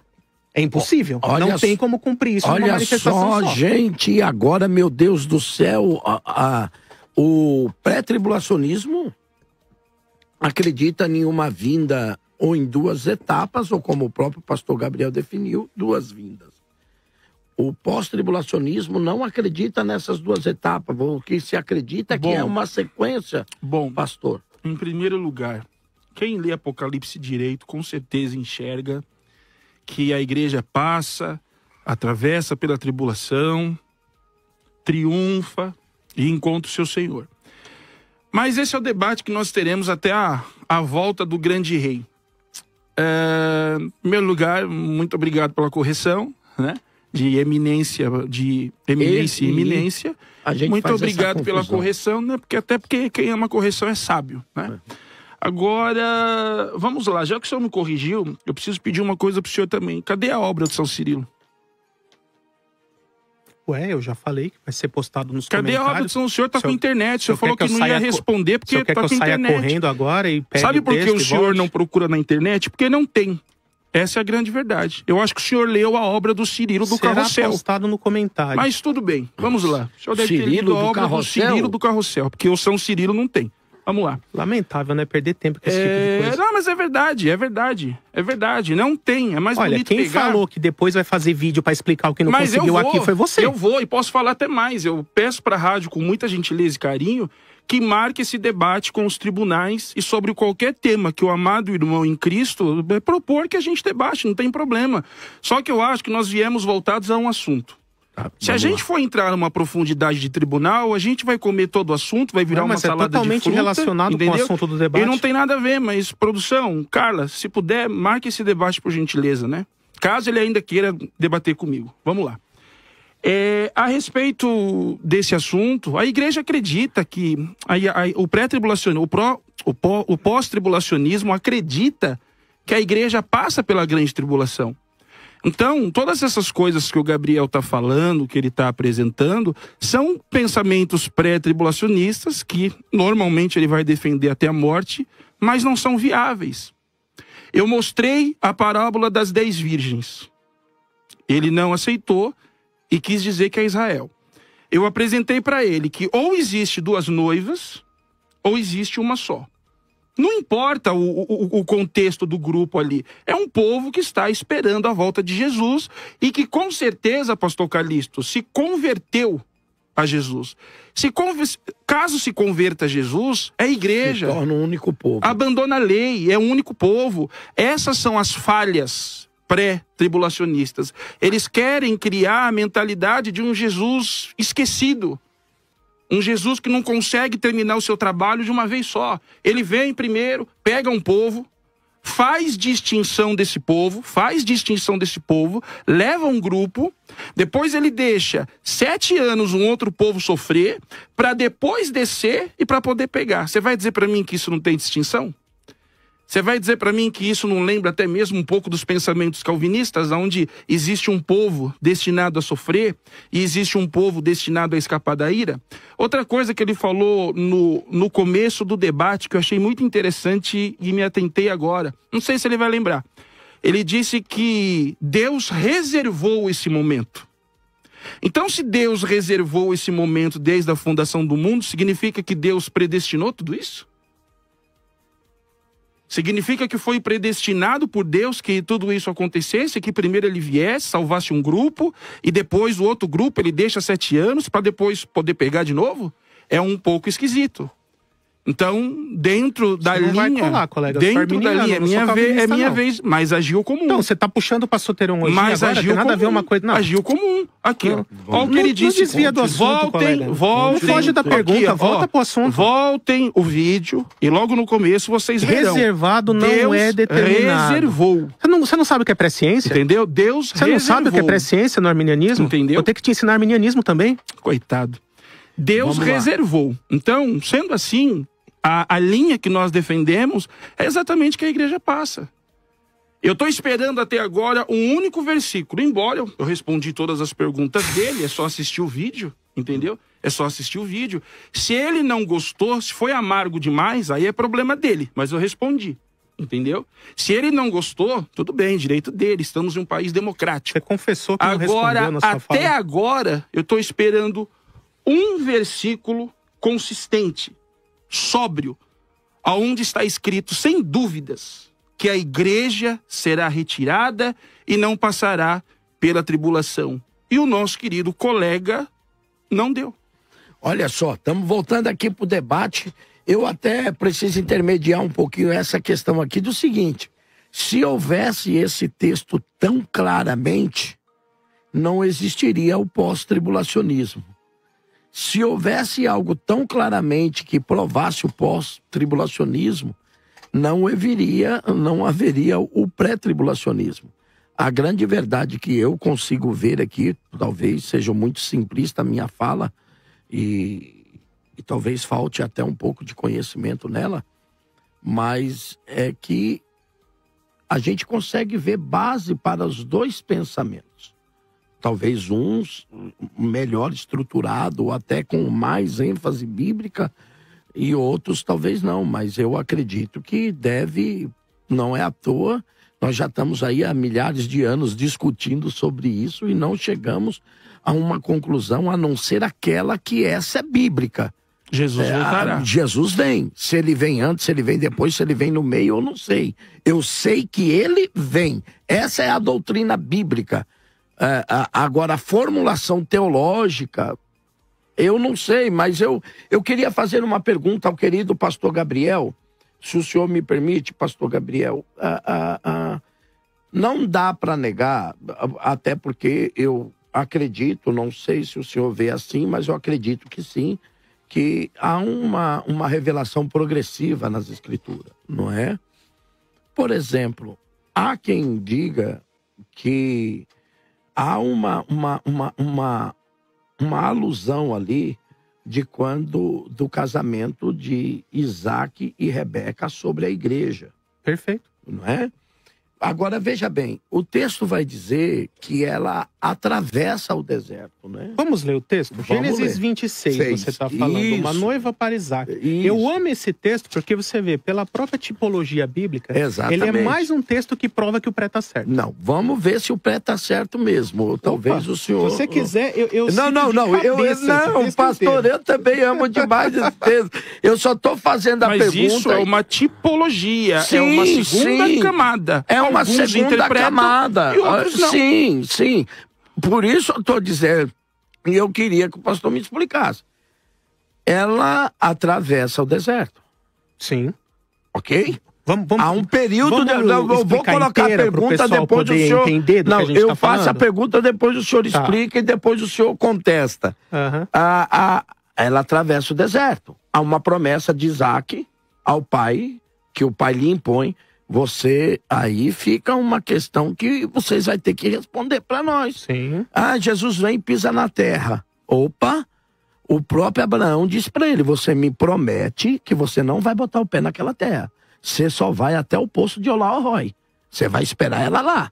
Sim, pronto. Há sim. quem diga que isso é a noiva, há quem diga que Jesus nunca mais põe o pé na terra. Pronto, há uma promessa. Eu tô dizendo e o senhor vai responder. Acho que aí ninguém vai concordar. Não, e o senhor vai responder? Não sei.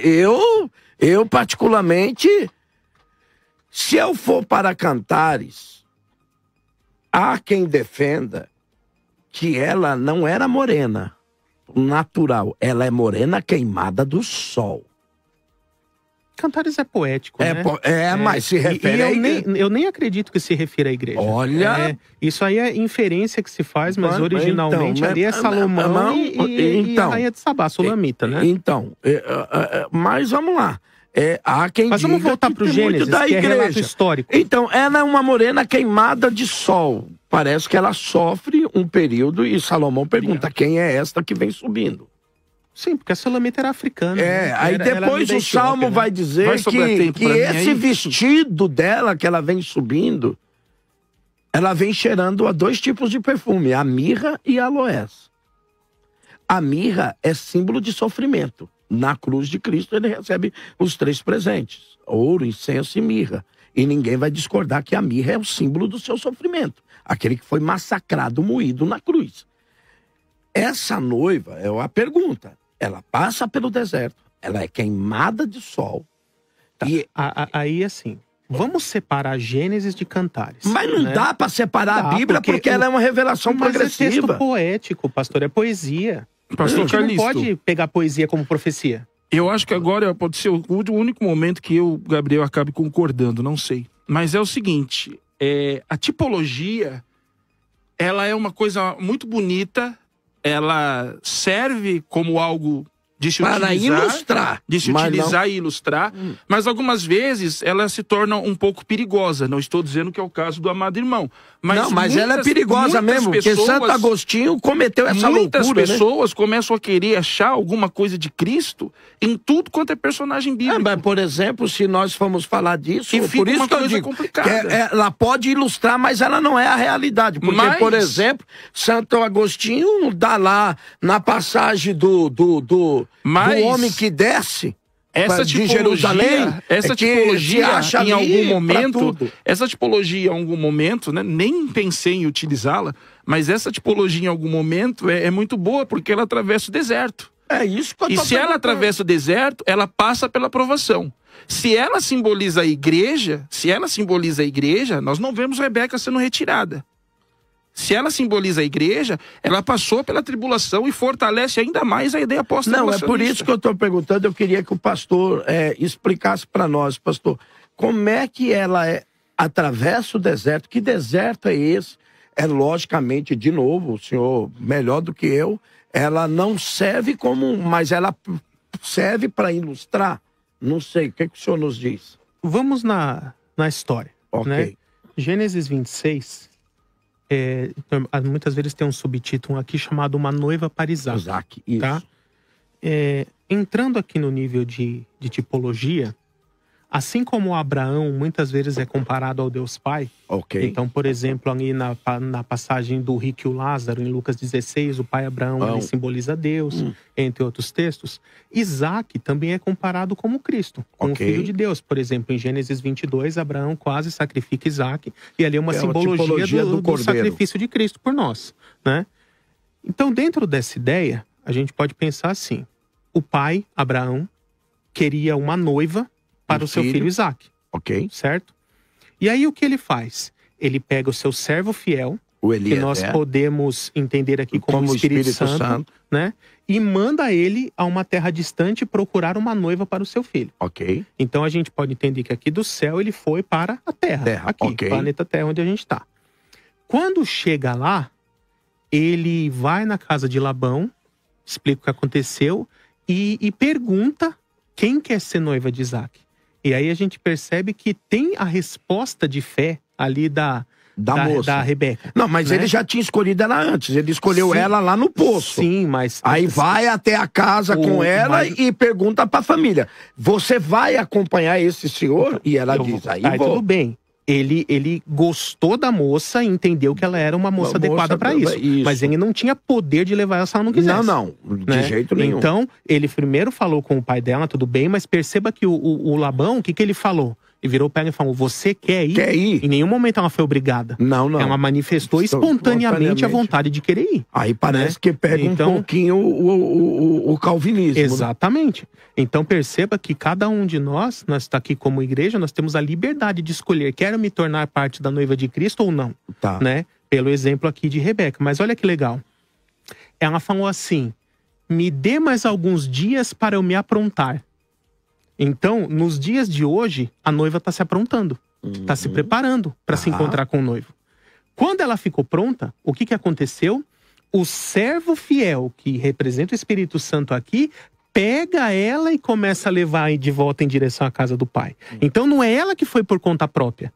O servo fiel pegou ela e começou a fazer o caminho de volta. Quem conhecia o caminho era o servo fiel. Ele que guiava, ele que levava. Correto. Isso aqui é um simbolismo do arrebatamento da igreja. O servo fiel, que é o Espírito Santo, vai pegar a igreja aqui, conduzir aos ares para o encontro com o Senhor nos ares. E olha o que acontece. O texto diz que Isaac, lá da casa do pai, vendo ao longe o servo fiel com a sua noiva, com a Rebeca, ele vai ao encontro dela. E aí vai ao encontro dela, o que ele faz? Deixa eu fazer uma pergunta. Mas deixa eu concluir, esse vendo ao longe aí, ele não vê ela da casa do pai. Ele pede, ele tem um desejo de encontrar, pede, e ele vai ao poço de Olá-Roy, não é isso? Sim. E de lá do poço é que ele vê ela ao longe. E aí ela também o vê. E ela pergunta: quem é aquele varão lá? Porque ele já sabia que ela já estava voltando, já estava a caminho, né? Então, mas a ideia aqui é o seguinte: ele não ficou parado lá na casa do pai esperando. Não, ele veio. Ele saiu e foi pro meio do caminho se encontrar com ela. Okay. Né? E isso é uma simbologia perfeita do arrebatamento. O Senhor Jesus desce dos céus, nos ares, encontra com a igreja que foi conduzida pelo Espírito Santo. Eu pergunto para você: quando eles se encontram, para onde eles vão? Eles voltam para a casa de Labão ou eles vão para a casa do pai Abraão? Não, primeiro ele vai para a tenda com ela. Sim, mas que fica na região da casa do pai, dentro da propriedade de Abraão. Se eu entendi tudo isso aí... Então, mas a pergunta dizendo que Eliezer é o seguinte: Eliezer, no caso, foi que pegou a moça e atravessou com ela. Atravessou. Mas isso é tipologia. É simbologia. O Espírito Santo é quem vai conduzir a igreja. É ele que cuida, aí se quem é pentecostal, ele põe sobre ela um monte de presente, não é? Prepara ela para essa viagem. Mas a pergunta é: ela passa o deserto com ele, com o Eliezer? É o caminho para a casa do pai. Sim, mas é a grande tribulação. Não simboliza a vocês a grande tribulação? É só o caminho ali, tudo era deserto, era uma região árida. Então, mas quando a Bíblia fala de deserto, de travessia, que ela é queimada do sol, o sol não danifica ela, pastor, mas tem uma ação sobre ela. O senhor está se confundindo. Queimada do sol é Cantares. Gênesis não fala nada de queimada do sol. Ok, pastor. Mas qualquer um que atravessa o deserto é queimado do sol. O texto não fala, mas alude.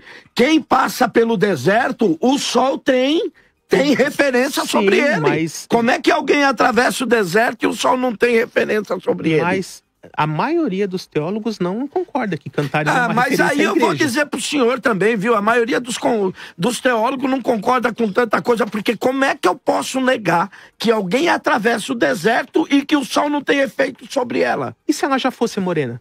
E se ela já tivesse a pele escura? Tá, mas Salomão vai dizer que ela não é morena, Cantares, ela é queimada do sol. Não tem nada a ver com Gênesis. Opa, mas peraí. Essa não é a ideia de todo teólogo. Há teólogo que defende sim. Só tô botando aqui pra vocês pensar. Cantares é realmente Salomão escreve por causa da sua mulher lá, a Sulamita. A sua amada, tal. Ele escreve pra ela. Lógico, ninguém discute isso. Mas não há uma aplicação disso, porque então, pra que serve pra igreja um cara escrever sobre a mulher dele? Eu vou para a igreja para falar da minha mulher ou para falar da noiva de Cristo? Porque ele é um livro inspirado. Você quer que eu diga o eu que eu penso que o senhor explique. Para que serve Cantares? Só para ensinar eu a tratar minha mulher? Para mim serve para mostrar que o amor entre marido e mulher, a paixão, a sexualidade, a vida conjugal, foi criada por Deus, é boa, santa e deve ser vivida dentro dos padrões que Deus estabeleceu. Para mim, o principal objetivo de Deus ter permitido que Cantares fizesse parte do cânon é isso. Além, lógico, de ser uma bela poesia, de ter todas essas questões. Mas serve como uma aplicação prática para nós não esquecermos essa parte de uma sexualidade santa e saudável que o marido e a mulher devem viver dentro do casamento. Okay. Né? Eu acho que ficar fazendo alusões alegóricas em cima desse texto acaba sendo resultado de pessoas que talvez têm vergonha ou acham incorreto dizer que a Bíblia tem um livro para tratar sobre a sexualidade humana. Né? Porque existe um puritanismo exacerbado em muitos meios. Eu acredito que nisso sirva mesmo. Então, eu acredito que o propósito principal é esse. Uhum.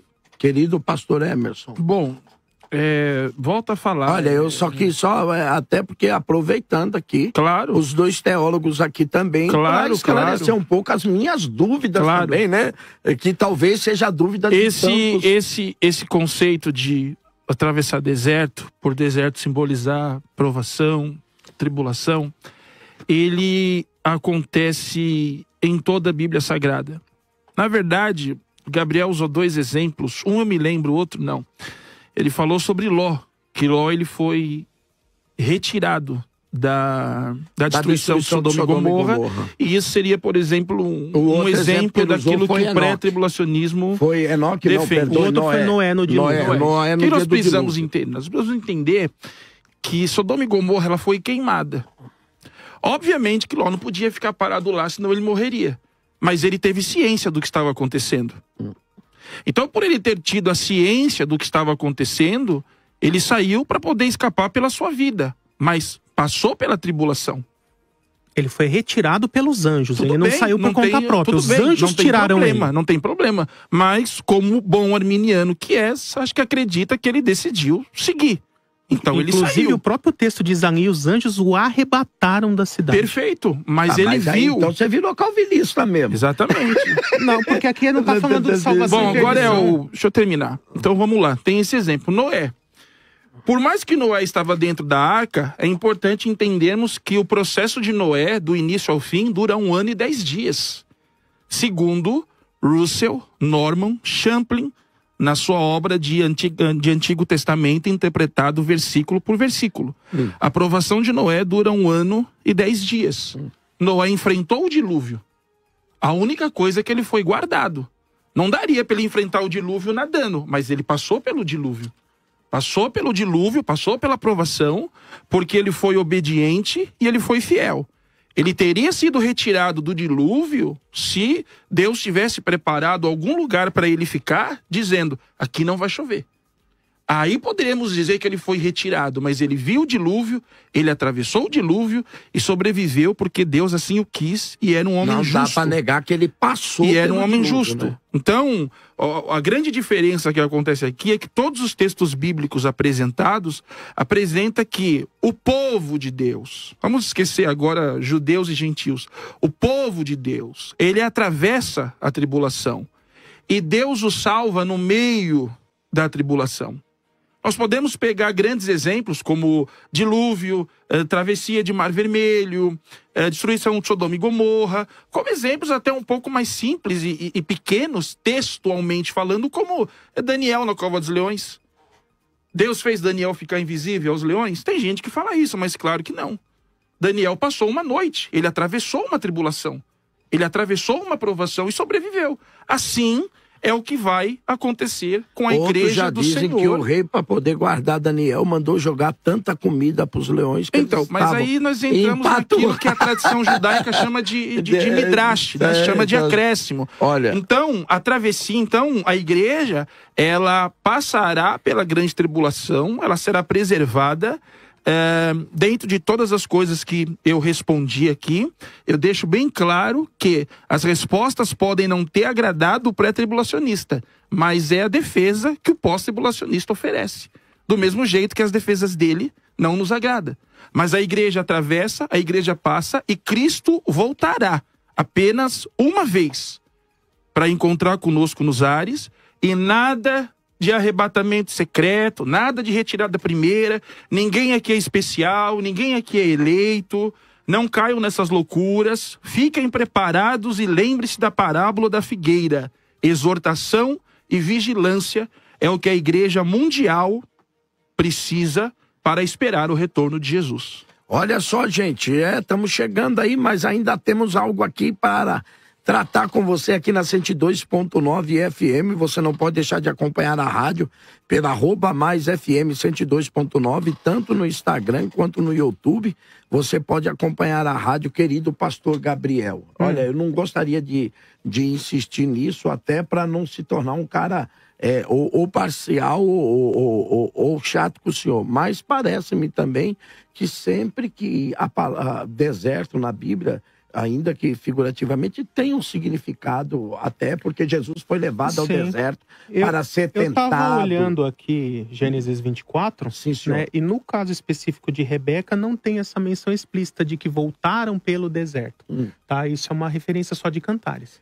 Mas só que aí é uma referência geográfica, só é olhar geograficamente que há um deserto entre eles. E o próprio Gabriel falou que só tinha deserto. É árida, né? Toda uma região árida. Mas o que eu quero dizer assim é que não houve ênfase do autor nisso. Né?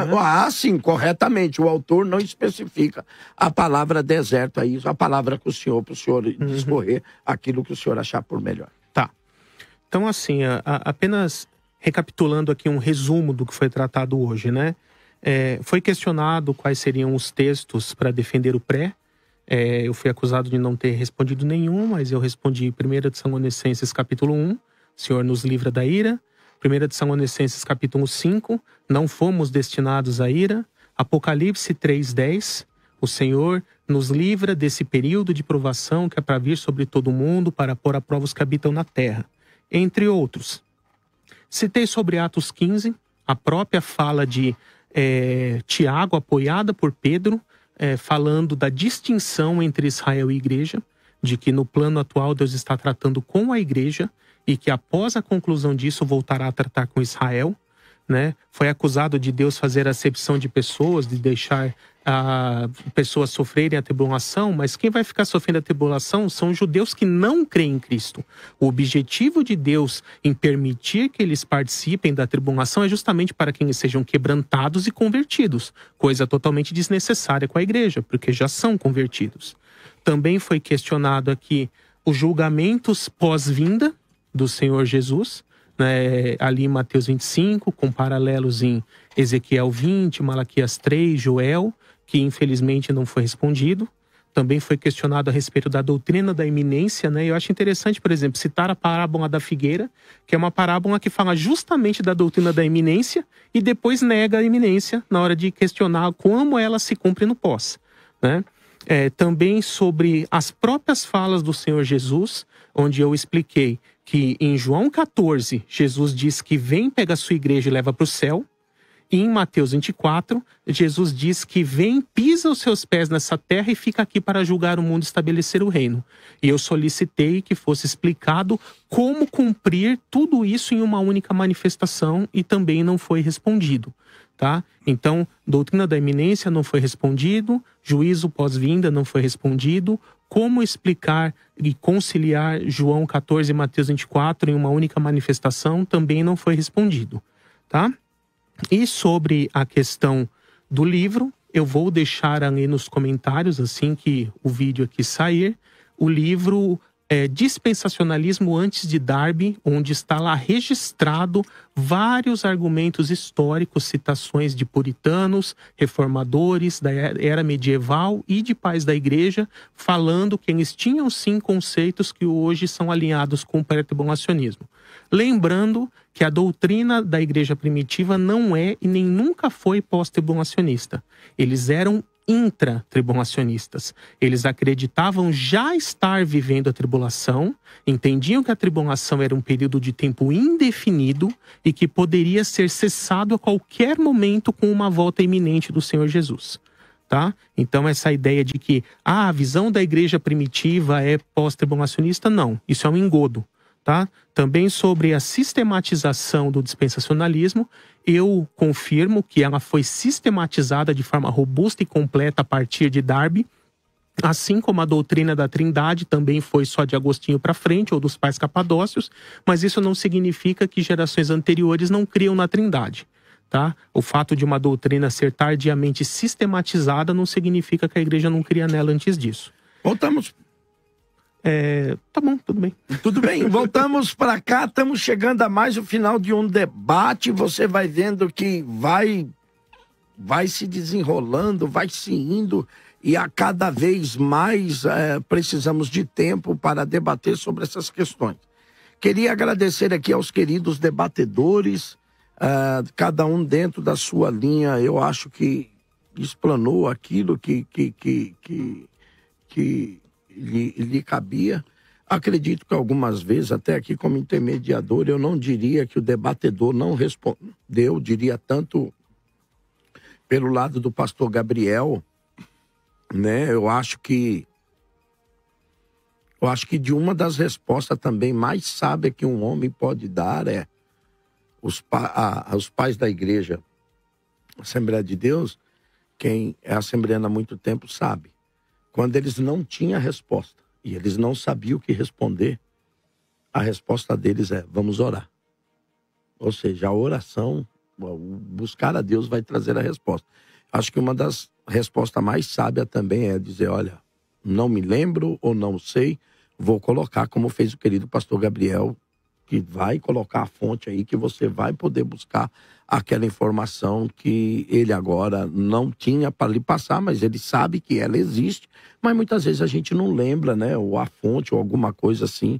É isso mais ou menos, pastor Gabriel, para mim não ser injusto aqui com uma fala ou qualquer coisa? Sim, ok. Ok? E também diria que o pastor Emerson, ele respondeu também, só que, por exemplo, sobre a questão da iminência, né?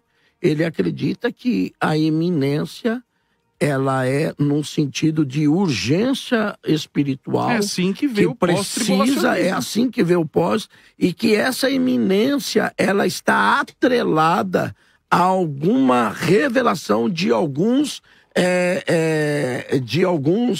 sinais, como, por exemplo, a revelação do homem da iniquidade, que, segundo o Prós, só acredita que sim, mas é já no final da no final da grande tribulação, não é isso? Isso. É mais ou menos isso. Então, olha para você ver só.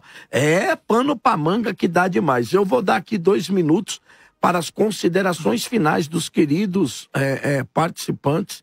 Eu queria agradecer a vocês por mais essa vez, ao querido pastor Gabriel, ao querido pastor Emerson. Muito obrigado pela participação em mais um debate. Vou dar aqui, o Gabriel fechou a última etapa, eu vou dar aqui ao pastor Emerson 2 minutos para as suas considerações finais. O importante é que sabemos que Jesus voltará e devemos estar preparados e vigilantes para essa data. E termino dizendo que eu não preciso repetir o que foi dito em 2 horas de debate, porque está gravado, todo mundo vai assistir, todo mundo vai ver. Alguns vão concordar com o Gabriel, outros concordarão comigo, outros, na verdade, vão falar que nós dois estamos errados, e assim significa o pensamento de quem estuda. Todavia, é bom deixar claro que em nenhum momento ele foi pressionado em obras patrísticas. Ele começa citando uma obra patrística. Eu consulto a obra patrística, que era de São Cirilo. Ele disse que não poderia mostrar porque não tinha internet. Foi-lhe dado internet, mesmo assim ele não mostrou. E ele termina dizendo que vai mostrar uma obra mais nova, que ele citou o nome, mas a de São Cirilo, que foi a que ele iniciou, ele não mostrou e, sinceramente, ele não vai achar. Essa é a grande verdade. Gabriel foi um sofista. um sofista moderno conosco nessa mesa, porque ele usa de argumentos elaborados, mas enganosos para vencer debates e confundir. Para com o público que ouvia o pró-lixo, alguém que fala demais com excesso de palavras e que muitas vezes pode complicar a facilidade que muitos teriam de entender, acabando deixando a situação mais difícil. Pronúncia prolixo. Prolixo. Em determinado momento, não existe nada de pessoal contra ele, foi apenas mais um debate. Me surpreendi com algumas coisas hoje, mas foi mais um debate. E quem quiser nos encontrar, quem quiser conhecer o nosso trabalho, emersonsicarelli@gmail.com e Emerson Sicarelli no Instagram e no TikTok. Pastor Calixto, mais uma vez, muito obrigado. Deus abençoe. Valeu, mano. Você é benção de Deus. Equipe da rádio. Obrigado, pastorzão. Valeu por você ter vindo. Deus te abençoe. Querido pastor Gabriel, suas considerações finais. E apresenta o seu material também de relevância para nós. Querido pastor Gabriel. Ok. Primeiramente eu quero pedir desculpas, eu cometi um equívoco aqui, tá? Eu acabei dizendo São Cirilo, mas na verdade é Efraim o Sírio, a citação, e eu acabei de encontrar ela aqui, tá? Em seu texto ele diz assim: a igreja será tirada, os bons serão removidos a fim de evitar a perseguição. Outra citação aqui de Efraim diz: pois os eleitos de Deus serão reunidos antes da tribulação que está para vir, e serão levados ao Senhor para que não vejam a confusão que há de vir sobre o mundo. Tá? Então, Efraim o Sírio viveu no século IV, tá? Faz parte da patrística, e você pode encontrar aí na internet, em qualquer lugar, essa citação. Perdão por ter confundido o integrante da patrística. Muito obrigado. Eu me referia a Efraim o Sírio, tá? Okay. Também aqui eu poderia citar citações do Didaquê e de Clemente sobre que apoiam a doutrina da eminência, que só se cumpre no pré, mas vou deixar para fazer isso nos comentários do vídeo para não tomar muito tempo, tá? Eu gostaria de aproveitar então para poder divulgar um pouquinho o meu material, né? Eu sou autor da coleção Teologia Fácil, formada por 4 volumes.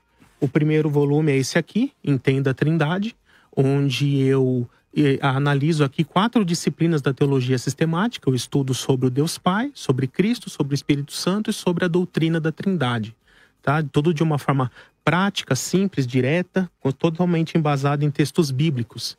Depois, o volume 2, Homem, Pecado e Salvação, onde eu analiso sobre a antropologia bíblica, estudo sobre o pecado, estudo sobre a salvação, tá? O volume 3, Manual Prático de Escatologia, em especial para esse assunto tratado hoje, você encontrará muitos argumentos que nem foram falados a favor do pré e contra as demais visões, pós, meso, arrebatamento parcial, amilenismo, tudo isso também de uma forma totalmente embasada em textos bíblicos. E por último, Anjos, Demônios e Igreja, onde eu falo tanto de anjos caídos quanto dos anjos bons, os santos, e também um estudo completo sobre doutrina da igreja. Tudo com uma linguagem simples, voltada para cristãos comuns e embasado em textos bíblicos. Mais uma vez eu agradeço aqui pela oportunidade de estar presente no programa. Pastor Gabriel. E é sempre um prazer aqui estar com vocês. E vai ser sempre bom te ter aqui conosco. Deus abençoe. Olha, estamos chegando a mais o final de um debate. Vamos ver como é que ficou a enquete. A igreja passará pela grande tribulação? 18% diz que sim. 82% diz que não. A igreja no Brasil é realmente majoritariamente pré-tribulacionista. Deus seja louvado. Um grande abraço a vocês. Até o próximo programa com o Bispo Samuel Ferreira.